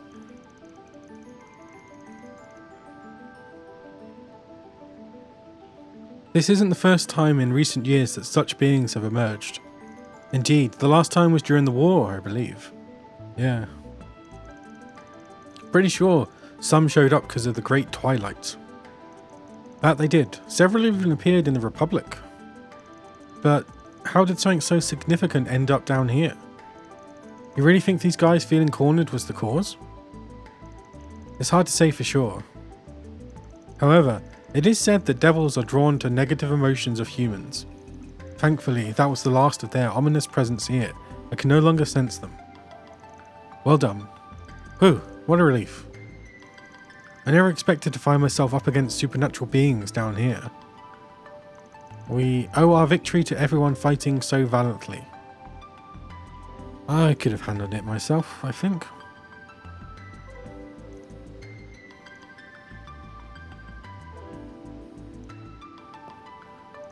Feeling jealous? A little, yes. Still, I'm glad it could happen. It feels like it's been 7 years in the making. I suppose so. I'm hoping everyone was too distracted from the fight to notice me transform. Damn. We come down here after sensing some evil shit in the air, and what do we find?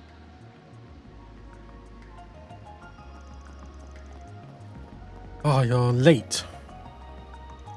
If it isn't our favorite couple of crackpots. You're late. Looking for a fight, punk? I have to wonder if we were even needed, with our master already being here. Not at all. You came at the perfect time. Yeah, someone's gonna wash out the blood. Nice going, Elaine. Looks like you didn't arrive a minute too soon.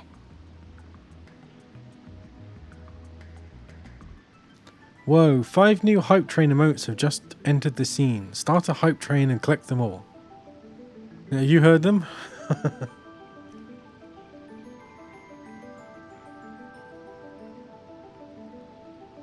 We could hear the fighting while we were on our way here. You and your old friends work together like a dream, huh? A nice enough dream, I suppose. Why are you looking at me like that? Like what? You're just imagining it. Reporting in, sir.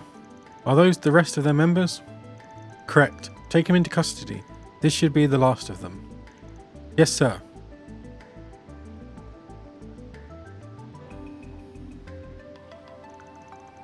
Oh, my title's wrong because it's not even Revolution Day. It feels to me like we were never needed here. Oh, I'm sure that's not true. We were able to lure out the bulk of Armata's remaining forces after all. Huh, finally, we can take a break. I'm just glad we were able to smack some sense into those idiots when they went crazier than a palm sprouting tits. What?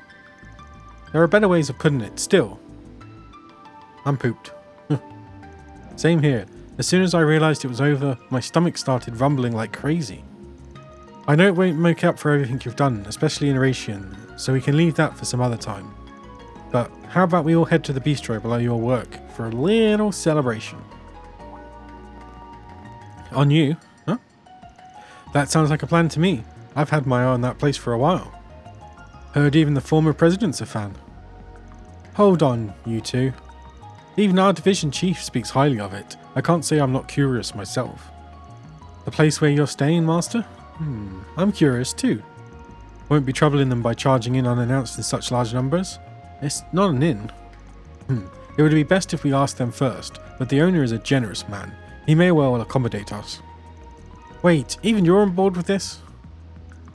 It's not often we get the chance to go somewhere together, you know. I think it'd be nice to invite Bamoti too. And maybe some of my classmates, if that's alright. God, it's turning into a party. Oh, can we invite Sarah and Sahini then too? And Inspector Daswani? Works for me. Maybe I'll give Nina and Goti a call so they can join in on the fun. God. Then I'll give Essie and Supervisor Giscard a call too. I can see Ashen and the others pitching a fit if they find out they weren't invited, so I better let them in on this. Oh God, and then she's going to get Kasim and...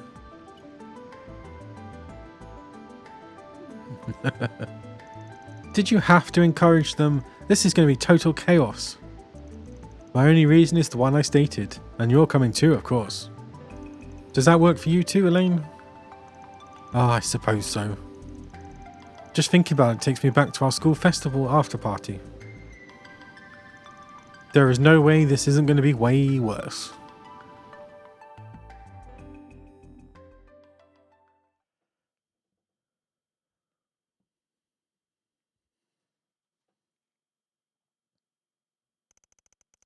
November 30th, 4th. Oh God, it's still the same day.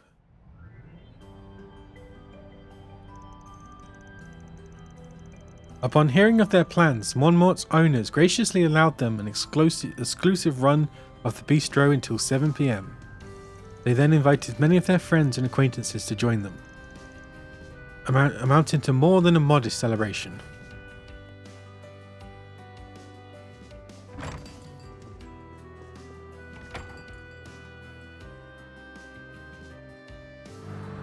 Oh, hello. Oh, it's the prince, of course.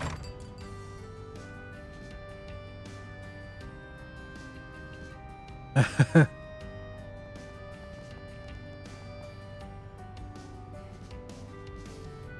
not sure all these people should be in the same place.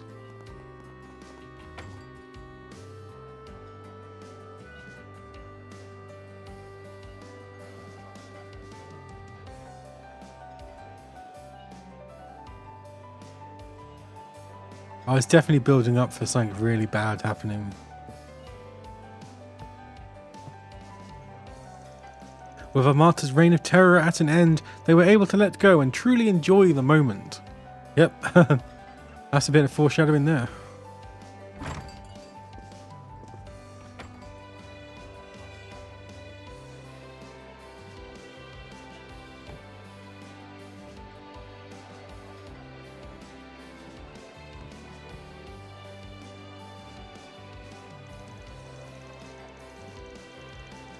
And despite most attendees rarely or never crossing paths, they opened up to each other in record time. Even celebrities like Judith, Nina and the Crown Prince fit right in with the evening of merriment and delicious food.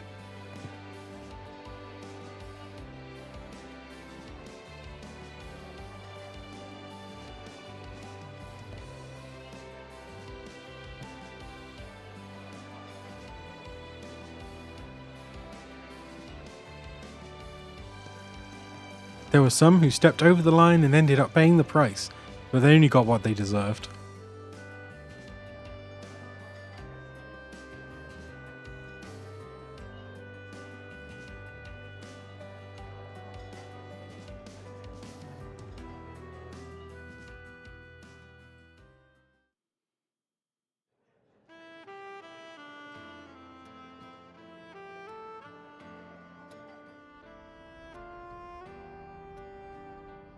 I can't believe even Sal ended up coming. This shit ended up being a crazier mess than I was counting on. It is quite the mishmash of people. I never pictured Ren, the Gralsritter, and the Crown Prince to ever be in the same room. If you tried to tell someone who wasn't here about this guest list, they'd think you were making it up. Especially so with unscrupulous celebrities like Risha Mao and Judith Lanster being here. Since we do owe them, however, I see no reason to drive them out. I got no comment on either of them. Though Miss Vice President here might not be as up for letting some things slide. Just how far stuck in the past are you? If nothing else, dealing with the Twilight forced me to be a little more flexible with whom I work. And I certainly doubt you could have triumphed in Oracion without the help of people from all sides of the moral spectrum. Sure doubt it. Realizing that you can't always keep it clean is a sign that you have truly matured. I'd wondered if the two of you would ever grow up, but at last, I can breathe a sigh of relief. Don't let me in with him!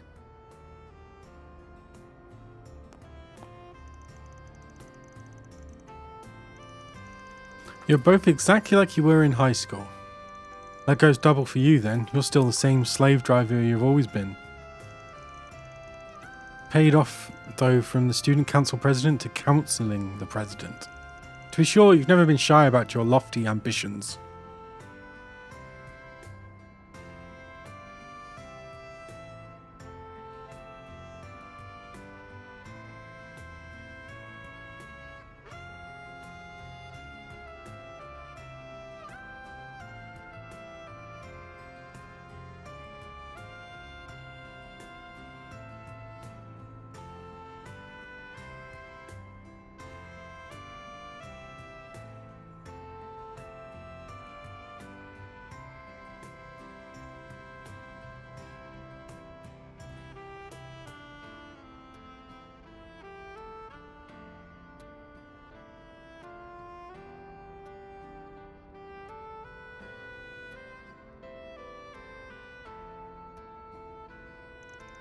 What's the plan then? Building a foothold in the CID, shooting through police bureaucracy, then finally landing in politics? I won't deny it, skill and knowledge only have meaning when you use them. I intend to use mine. Of course, there are plenty of roads I could take to get into politics, besides that one. Here comes his boundless confidence, not like he ain't got good reason for it, but I bet your chief must have a hard time working out what to do with you. Well, she's a smart woman. I don't doubt she sees right through me.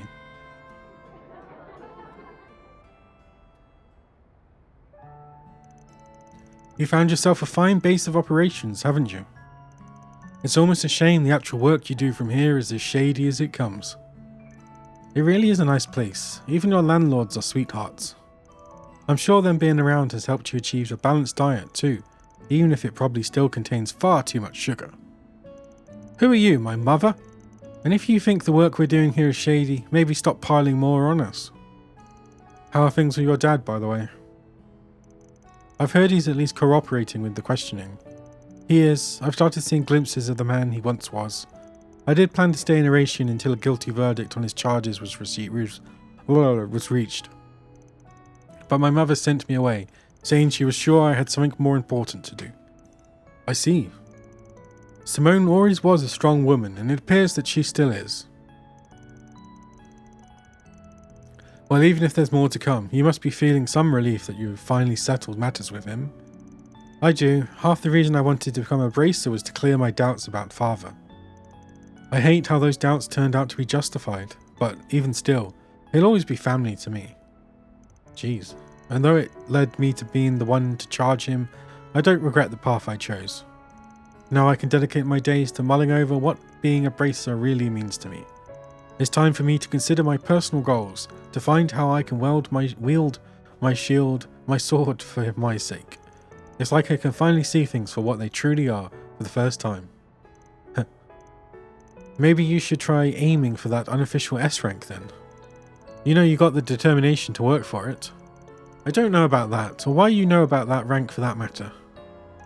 But now that I have a clearer head, I feel like even A rank is too high for me as I am. Though since the higher-ups rejected not only my resignation, but my request for a rank decrease, I'll just have to make peace with it. You even asked for a demotion, huh? Damn, you really gotta learn to loosen up. Oh yeah, you said your dad was half the reason you became a bracer, right? What was the other half? What? Like, did something happen at school between me dropping out and graduation? I think the reason was you, Van. You could say that, I suppose. But it has absolutely nothing to do with you. Not in the slightest. Oh. Got it? What's her deal? Did I screw up or something? You do nothing but screw up with Elaine.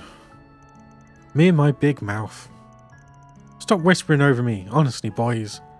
You know, I heard how the two of you had a whale of a time at your own little gathering following the school festival's after party. How disgraceful. Look, just because Renee brought his older girlfriend along doesn't mean we were looking to get into trouble. We just wanted to drink some stuff our square of a vice pres would have had our heads over. We didn't have a choice but to leave you out. Though we certainly saw some stunning clientele at the place my ex picked out, didn't we? Don't tell her that. I knew it! I knew it! You supported me during the student council elections, but you were getting up to such debauchery behind the scenes. Then out of nowhere you just leave that letter and... I'm sorry, bringing that up again is hitting below the belt, isn't it? In whose playbook? Besides, I'm the one who's in the wrong here. You don't need to apologise. Van... If I'm allowed to stay on this subject, then please at least answer one question for me. Not why you left us behind. Why you wouldn't let us help you.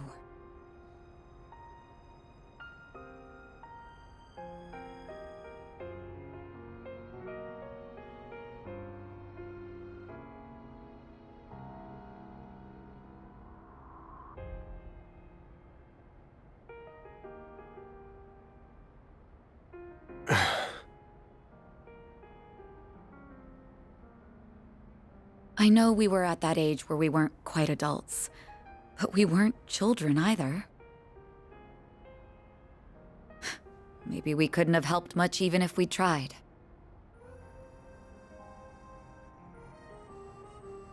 But it's been 7 years, and all of us are grown now. And we're not the only ones who want to help you. All of your part-timers do too, along with so many others. Is there nothing we can do? Can you still not rely on us?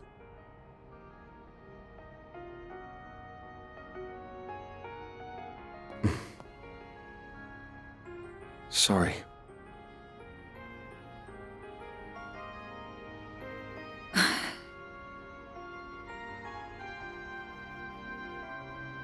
Elaine.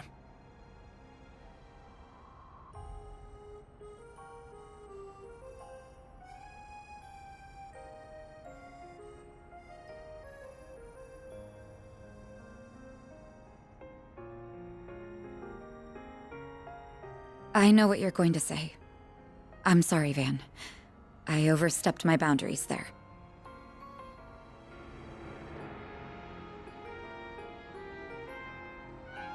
Like I said, I'm the one who's in the wrong. So you know. You're right to be mad at me. And honestly, it makes me kinda happy that you are. Thanks.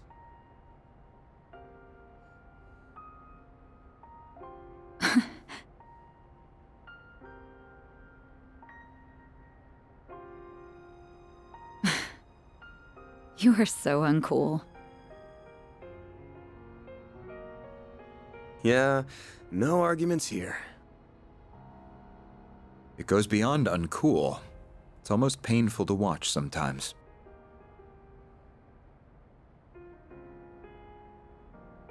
You try your best to come across as apathetic about everything, but it's obvious as can be that you're faking it. I agree.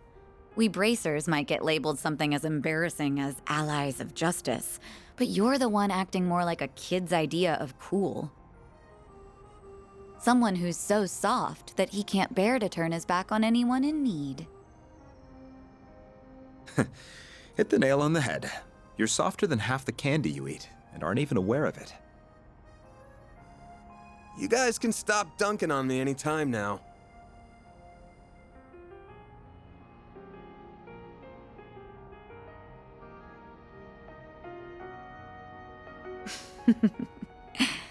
Putting aside your uncool demeanor, then you could probably stand to be a little more like the adult you are in front of your employees.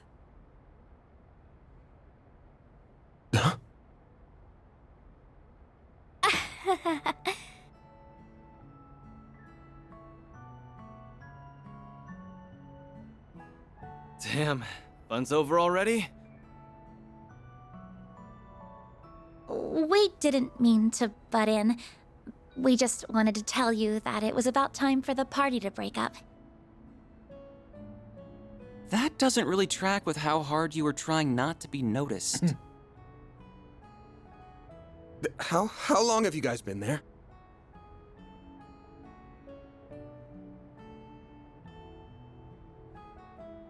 Pardon us.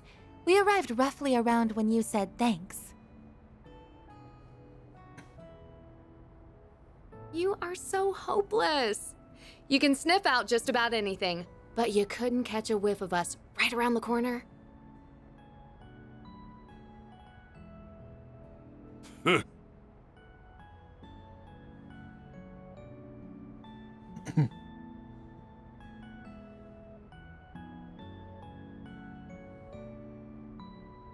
Elaine!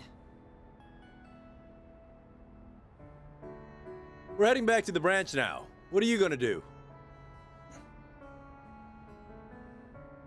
We won't stop you if you were planning a little one-on-one time with your friend there. Of course I'm not.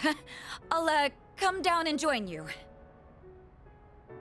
I'm planning to return to the office as well. Will you be accompanying me, Kincaid? If I may, I will be right there. Aw, there were so many cute girls here I felt like I was clicking with too. I can stay longer, right, sir? Are you out of your mind? You have reports to write. I feel you, young man. I feel you so much it hurts. Honestly, I'm of the same mind. But it isn't right to deny the regulars of their bistro any longer. Thanks for inviting me, Van! I had a lot of fun here, too. I am so very honored that you extended an invitation to my humble self as well. We didn't! Why did you even come? My bad. I just wanted the hot dancer, but he ended up tagging along. So it was your fault!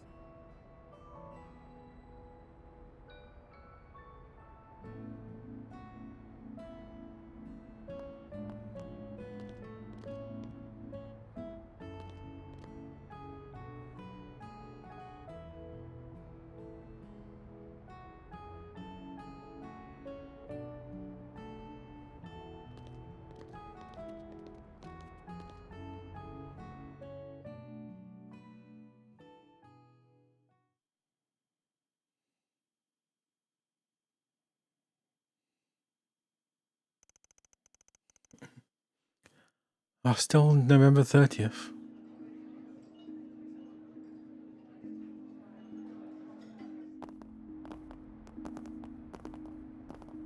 I still can't believe it. You really went to Aramis then? Why is that so hard to believe? Yeah, though I dropped out. That stage performance you did when you were a student was bonkers. How do they know that? Albert was almost starry-eyed when he was watching it. He started going on about how we had to do something at least as good. I was not, and I did not.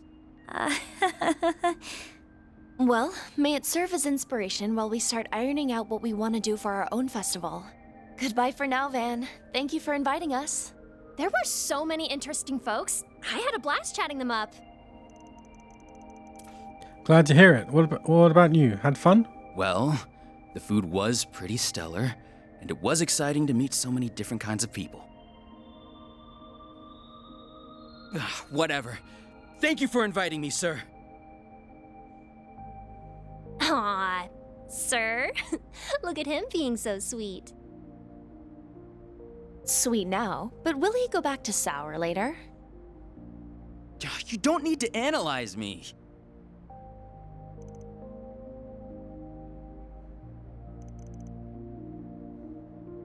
Oh, it's nothing. The train arriving on platform 2 will be traveling through the Aubert district to...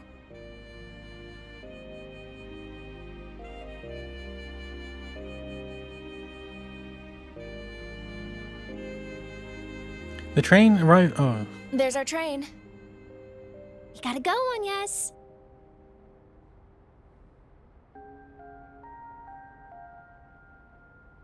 Right. Don't worry. It really is nothing. It's been a challenging day, so I hope you got a lot of rest.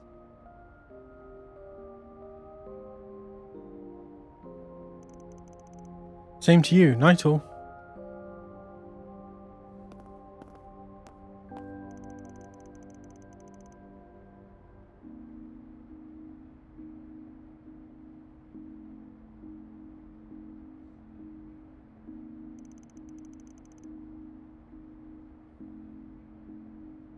Is it just my imagination, right? We dealt with all of our martyrs' leftovers. My nose ain't picking up anything out of the ordinary either. But... what the hell?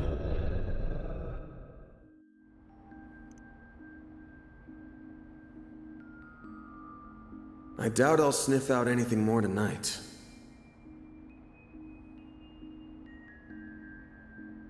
Better to focus on clearing out the 4 SPGs I've got piled up over the next couple days. I should make the rounds and see what else I can wrap up. I'm sure there's something.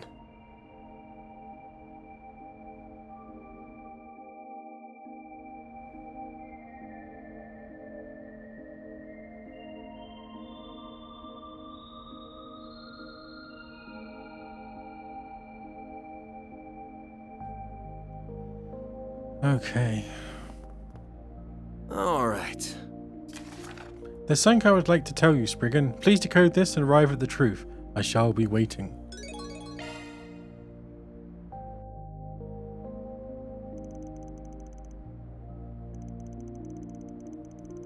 Doesn't look suspicious, at least. Alright, my interest is piqued.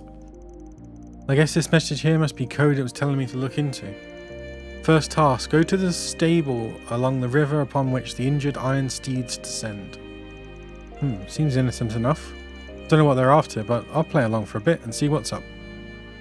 Oh, what's the time? 10:30.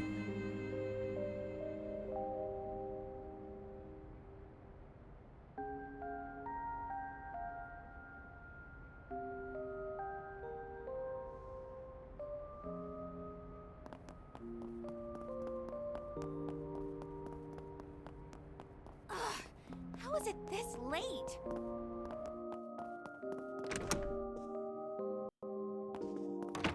Oh, that's the toilet.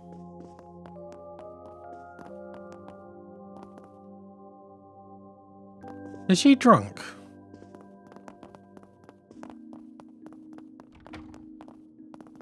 What's on the roof? Oh, Judith. Yes, yes, Mum, I get it. I promise I'll be back in time for New Year's. I'll go ahead and talk to Grammy. What? You already told her? Why wouldn't I? You already went off gallivanting over to Ratian without even telling us. And not to mention what the tabloids have been saying about you. Do you have the slightest idea of how worried we've been over you? I can explain. Just make sure you get all of your affairs in order and tidy yourself up before you come here. Understood? By the by, if there's a special someone you're just getting serious with, you can totally bring them over with you if you want. Your mum won't be mad. Mom, give me a break. You're asking the impossible. Sounds like an important family call. I won't butt in. From the sound of it, she's talking to her mum. As far as I know, she was a theatre actress and the second Grimcat. Tough nut to crack. Her grandma's probably worse though. She was a chanson singer and the first Grimcat. Wouldn't want to mess with her. You realise I have better things to do with my life, right? Like I don't know, my career as the biggest movie act. Excuse me, what do you mean look for someone at work? You're not seriously expecting me to do that.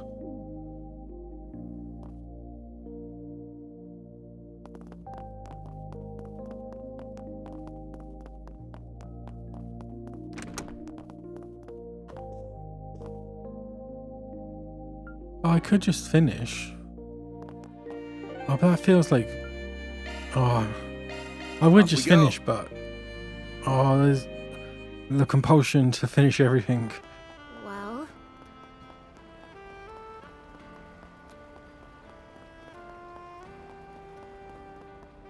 What's this Hermes? Hermes. Go to the stable along the river upon which the injured iron steeds descend. That's gotta be the body shop, yeah? Well, I'm here now. Now what? Hey, Juniper. Van's here. There you are. Good on you for solving that riddle. You put up the request then? Oh, nope, not me. Just heard through the grapevine what was going on and offered to lend a hand. No way I wasn't going to pitch in. Pitch in what? Be straight with me. You can leave all the questions for later. You took the subway here, yeah? I assume your car's going to be in its usual garage. Mind if I go get it? That came out of nowhere. You all should have a key already, since this is where I bring my car to get serviced. What are you up to, though?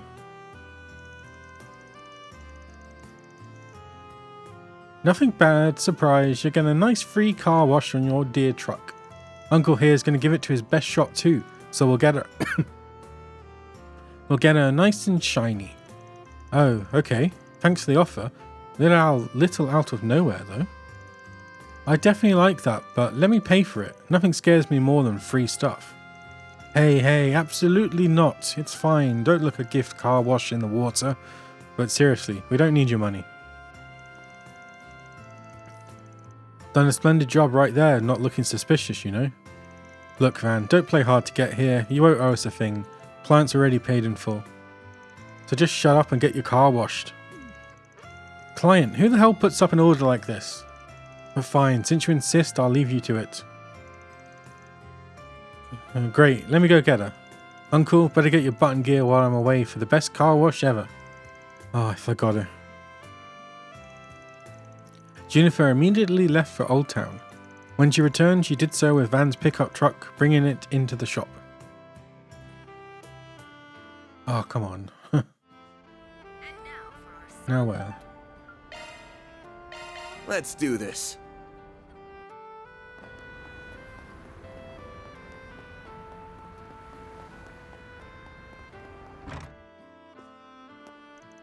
On the gateway to our fair capital lies a merchant whose store carries varieties for every man. That's got to be the department store, yeah? But what am I supposed to do here? Might you happen to be Mr. Van Arkwright, sir? Yep, that's me. I see. Congratulations, sir. You are precisely the 333rd customer to visit our store today. Allow me to present you with a gift in honor of this moment. Sure. It's an all-expensive paid invitation to a bathing facility in Trian Tower. Massage included too, so I believe. Wait, what? Since when was it a thing to give out stuff this fancy just for wandering in at the right time? It's not to your liking, sir? No, it ain't that. It sounds amazing, trust me. Oh.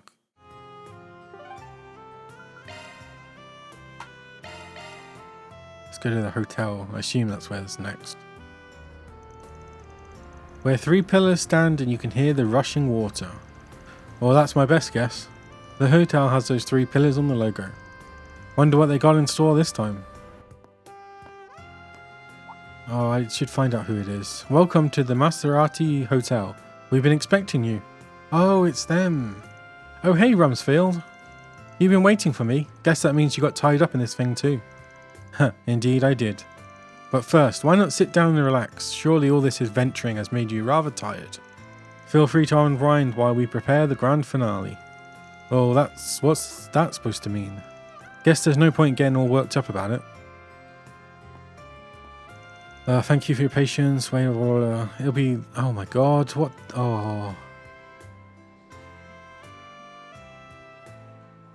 I'm hungry now.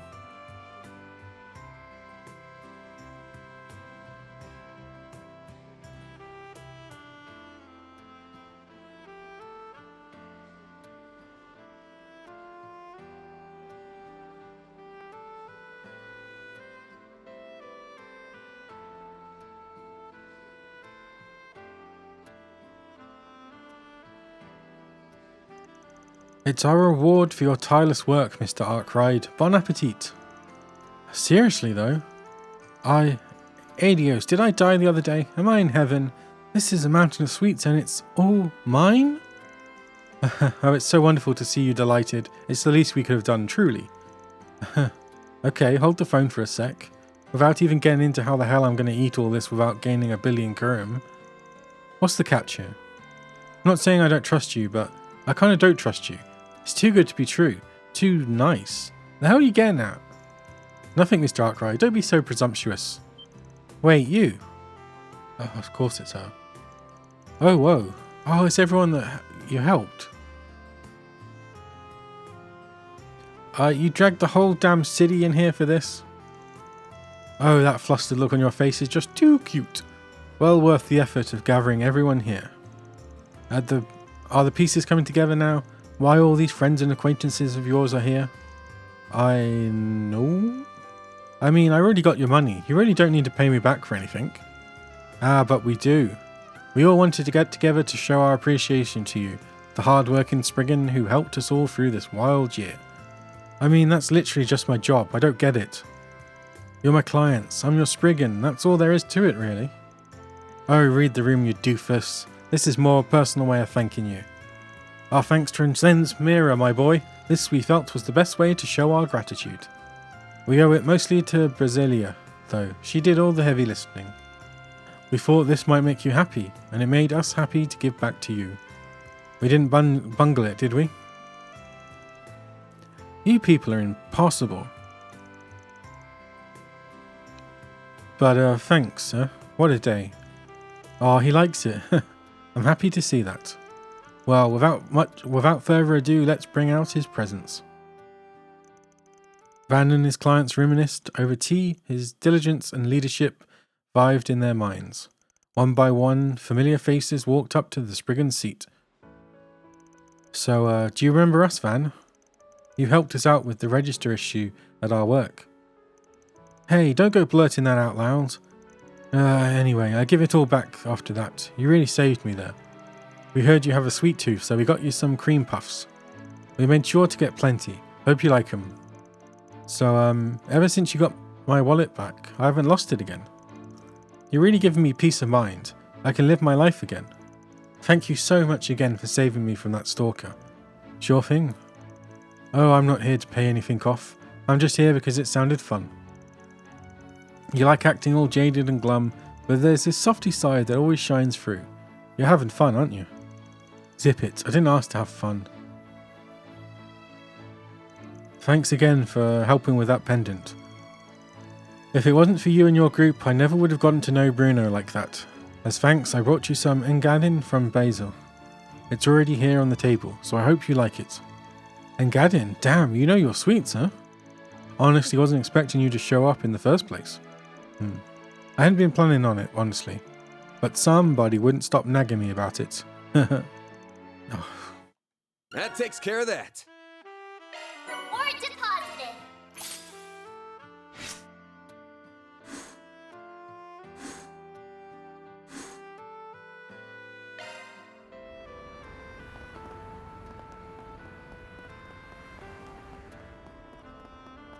Gonna eat something? What the hell are they all doing here? Good work out there, Elaine. You too, Fee. I don't even know how to begin thanking you. Actually, are you two okay coming along? I know you only just got done with all that. That was mostly just talking. I'm good to go a little longer. You really held your own, Regina. I'm impressed. I heard you helped keep Edith safe while I was away. Even you know who had some good things to say. I'm sure he was just being real nice. I really do depend on him too much. On the topic of you-know-who, was he helpful out at the old capital? He didn't do anything reckless out there, right? Like getting himself into trouble. Please tell me he didn't get in your way. I wonder. Is that concern I hear? What? No, it's just I don't want a co-worker making us all look bad. I hope he's doing okay for his sake. I know he's been worried about looking good lately, since he's got that promotion lined up. I'm just worried he's acting riskier because of it. Especially with what happened to Ewan. True, bracer ranks are more than just skill. There's a fair bit of luck in the equation too. But Alvis will be fine, rest assured. Yeah, he looked real shaky when he heard about that Owen guy. But he turned right around and backed us up the whole way, along with Lahad and Shaolin. Seemed like proof enough to me that he knows how to focus and prioritize.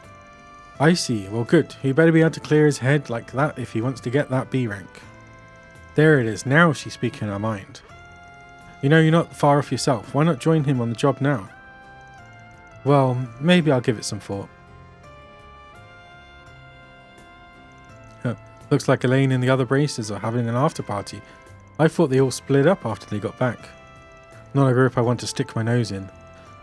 But they might take it the wrong way if I pretend I don't see them. I'll pretend. Taking off now. Oh, I gotta do this free time.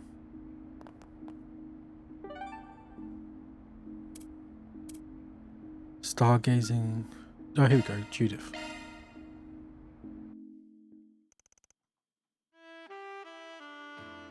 You sure know how to turn on the charm. Not that you can outcharm me, of course.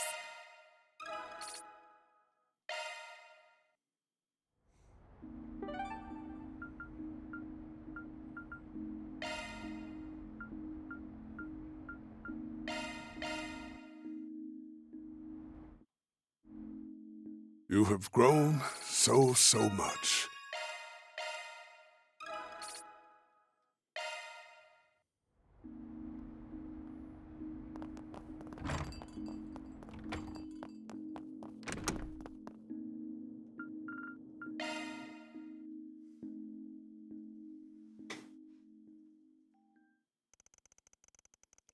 The next 3 days leading up to the festival swept through like a whirlwind.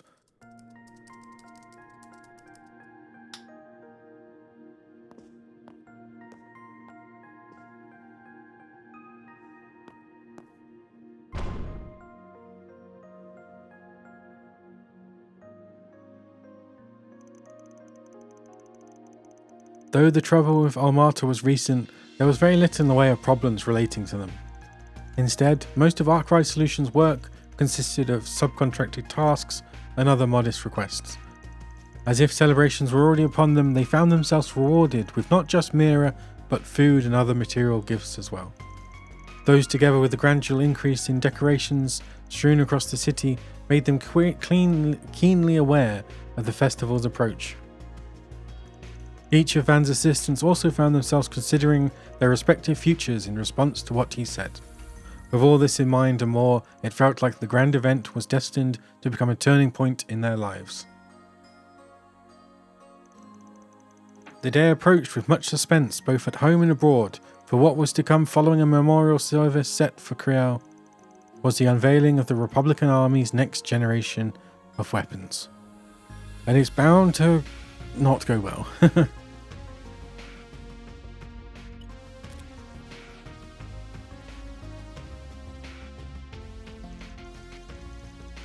A number of VIPs would soon depend upon the capital, ready to take part in moments both solemn and merry. But the night before the Revelation Festival had an early surprise in store.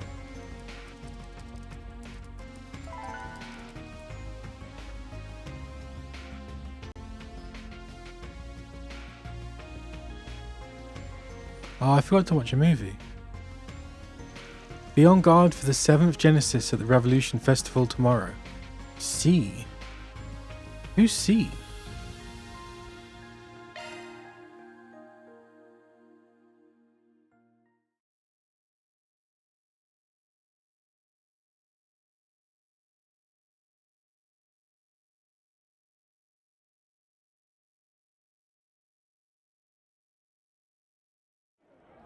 When's it starting?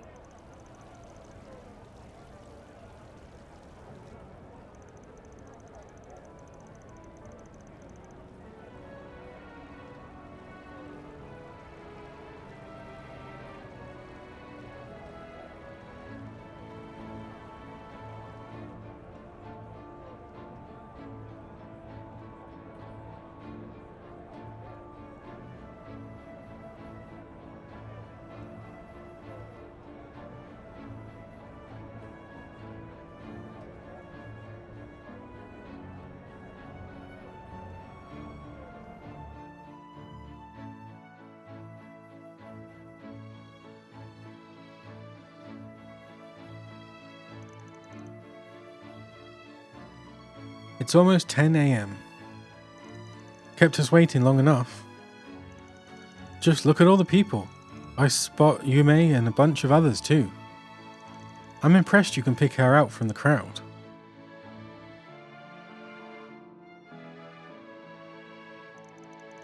Ren and your other friends are there too, right? You sure you didn't want to tag along? Oh yes, I think it was for the best that I didn't. With my position, I would have needed bodyguards if I had gone, unfortunately. And that message we received made me want to remain here that much more. Gotcha. I wish we knew who even sent the damn thing. Yeah, especially since they mentioned the Genesis, and one we don't have at that.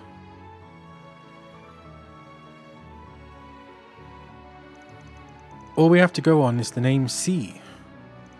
That name has been assumed by 2 people who made themselves known in the Empire in recent years. 2 people? Oh, right, the original was, oh, what's his name?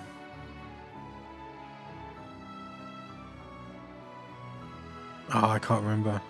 I can visualize them, but I can't remember their names. I do not believe either to be the one who sent that message, however. The original was a terrorist responsible for triggering the civil war over there, right? Then someone else used it after that. That is correct, but bear in mind that both of those matters are considered resolved. We have no reason to believe they would take up the name again. That being said, I'm certain that the alias must have been chosen through careful deliberation.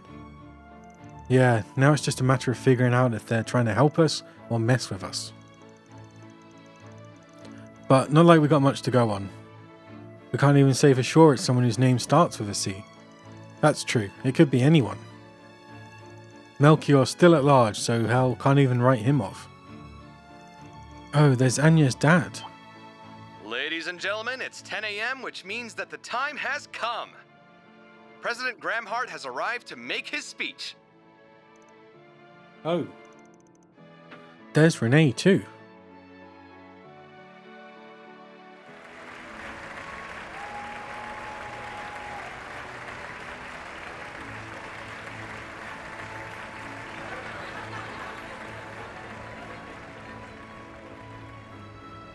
To the people of Edith, as well as everyone who lives in this great nation, I wish to thank you for gathering here today.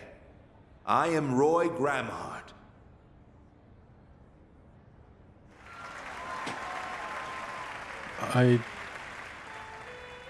On this very I day, don't think I saw who you 108 meant. years ago, in the year 1100 of the Septian calendar, our ancestors made a choice.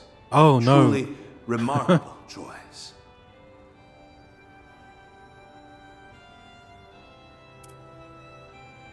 They chose to embrace Oh, if you mean tonight, equality, then yeah, freedom, as soon as this and sort of wraps love. up. They chose to stand against discrimination based on class and race. They chose to walk the long road ahead of them to build a utopia. No, there's of still the peace. final dungeon. And that Something's long, gonna go winding wrong road here. was the Calvardian Democratic Revolution. They're gonna which set up the changed second the game. face of our country and the whole world forever. As both a fellow Calvardian and your 23rd president, In a slightly spoilerish, non-spoilery way, there's another one that has a similar sort of thing as this, and then something big happens. I am forever grateful to the goddess above for the honor, the deep, profound honor, to be able to walk this road with you now.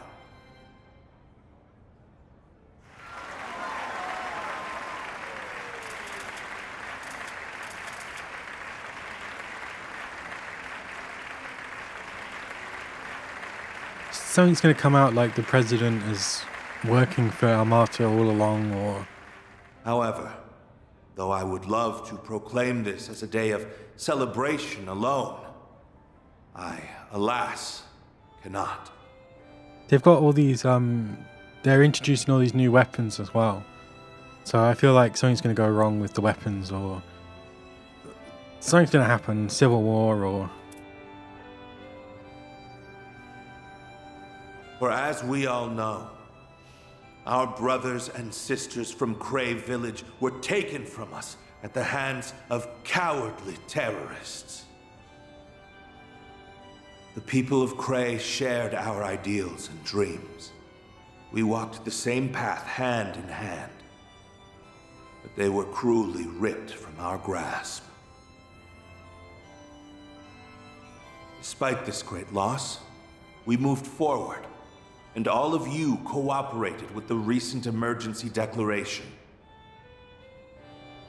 Thanks in no small part to your assistance, we were able to eliminate the criminal organization that was responsible for this heinous act. Though I realize that will never bring back the lives that have been lost. As this country's commander-in-chief, I am deeply ashamed that I let such a tragedy happen under my watch. And it'll never happen again. Let us mourn the people of Cray. I will lead us in prayer. O Adios, Arusha, Heavenly Mother. We pray that you will watch over these lost souls and return them to the Radiant Land.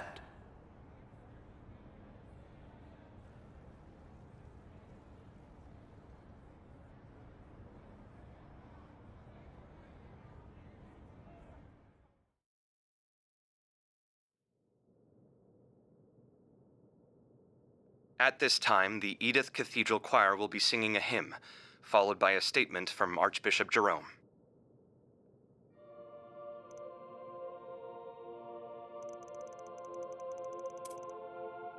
Creel sounds like it must have been a truly beautiful place. It was. It's where a close friend and someone I owe a lot to passed away. I've done some filming there in the past. It's hard to believe I'll never see that same scenery ever again. As long as we do not forget them, they will continue to live on. Both the people who lived there and the places in which they lived. I hope you're right. I would like to believe that too. I feel the same way, but even if we do forget, they won't be gone forever. Everyone who lives leaves a mark on others and their surroundings. That gets passed down whether people are aware of it or not. Man, you think so? I couldn't have put it better myself. Still, your dad's some wordsmith, huh? I almost found myself getting won over by all that stuff he was saying. Huh, you really think so? That's what I was going to say. Your dad is awesome. He's super cool. I feel like I could trust him with anything. Oh god, that's not a good sign. Not to mention that face. If he ever wanted to jump the political ship, he could get work as an actor in no time flat. Even his voice carries well. Talk about hitting the lottery. Rocksmith fits my image of a politician a lot more, but no one could deny how talented your dad is. Like Aaron said, I could feel myself being roped in by his act. Sorry, I shouldn't have put it like that. You don't have to apologize. I understand how you feel, to tell you the truth. Oh, he is certainly a man without equal, in a different sense from President Rocksmith. I believe we're about to get another glimpse of just how too. The morning is at an end, which means it's time for the grand unveiling.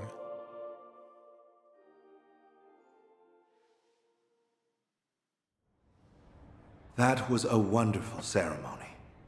Thank you, Archbishop. And I thank the ladies and gentlemen of the choir as well.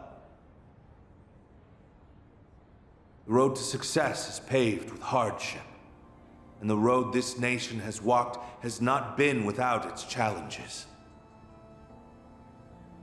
Those challenges include our long-standing conflict with the Empire, the economic crises of recent years, and even that wretched cult that existed in our country until 10 years prior. And there are challenges that lie ahead, including the terrorism that has infested our nation and the discrimination that is outlawed in our charter. If we glance outside our borders, we will notice that the seeds of war are being planted. And if we look beyond the horizon, we will see that the desertification in the east is creeping westward. Open your eyes. These problems can be ignored no longer. We, as the leading power on the continent, must face them and overcome them.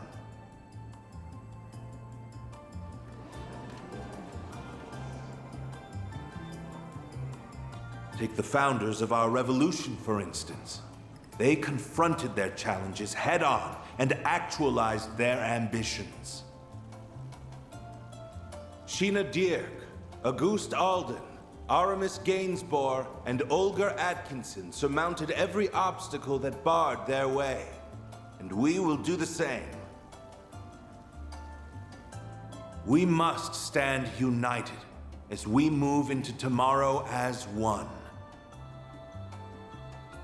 But to forge a path ahead, we need not only strength of will, but also strength of arms. That brings me to today's big announcement. We have given our glorious Calvardian military a number of much-needed improvements. Allow me to unveil the future.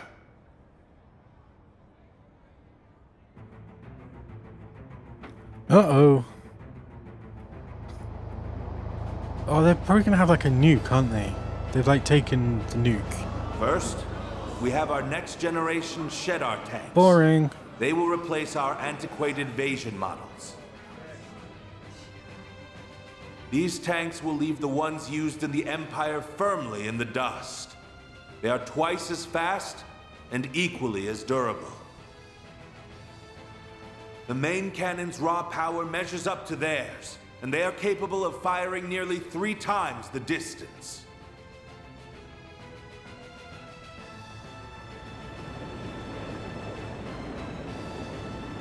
Next, giant we have an entirely airships. new addition to our military, the X-Alba series of aerial cruisers.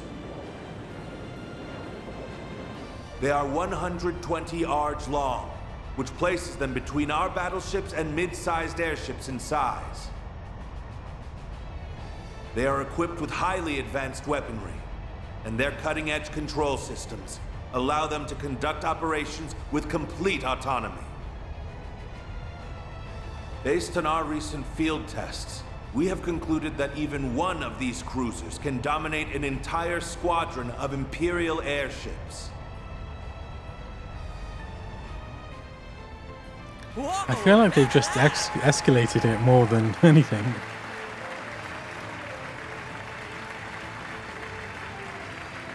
And last, but certainly not least, I will introduce Oh, you to a it'd be new class of weaponry. The mechs. Aren't those... robots from the Empire? They may remind you of the Empire's They look Panzer cool, though. Soldats that were unleashed upon the world 4 years ago. However, these weapons are far superior, and they are based on an entirely different design philosophy. We call them assault frames.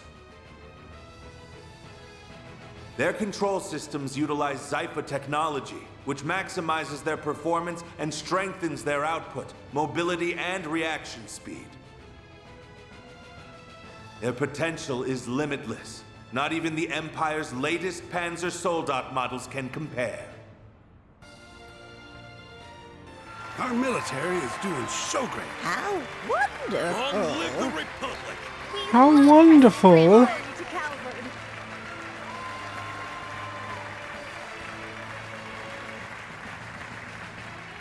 This is the exact same thing that happened in the other one, must always be used responsibly. but in that way, it was We've magic. learned that lesson from the Empire's past transgressions. Oh, he's even I swear commenting to on you it. today that we will not use our military as an unwieldy instrument of conquest and bloodshed. Instead, it shall serve as a firm, yet flexible tool that can respond to any situation or crises that may arise. It is my belief that the weapons you have seen today will help us build a better road for our future. Thank you all for listening. I believe I have talked for long enough. Glory to the Republic. May the goddess bless us all. Now, go out and enjoy the festival, and spend this joyous day with those you hold dear. Let us make this a celebration to remember.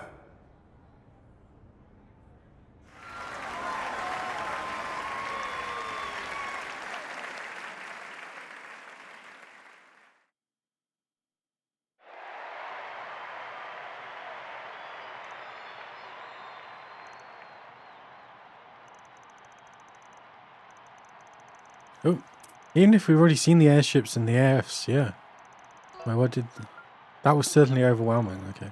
Right, I didn't expect him to roll them out in such a dramatic fashion, though. He appears to have made full use of all of Marduk's evaluations of them. This is my first time seeing them, so I'm more than a little blown away right now. Oh yeah, you weren't with us when we saw some of them in Basel. This marks the end of the ceremony. Some of the new weaponry revealed will be on display in the Revolution Plaza. Visitors are also reminded that the area around the presidential building will remain closed to the public. Dad.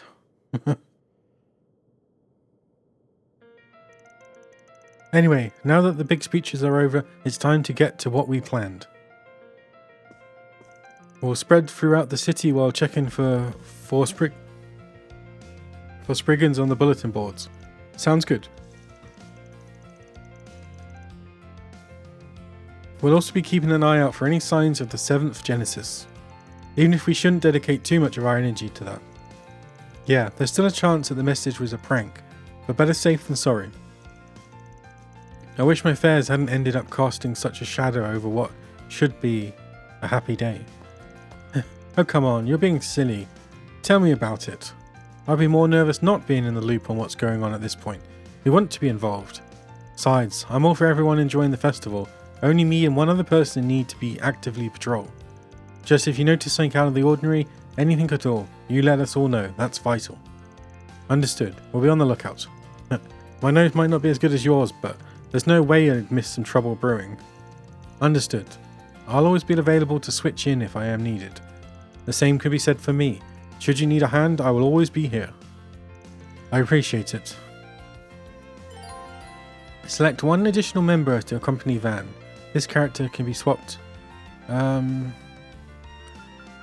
Obviously, take the movie star.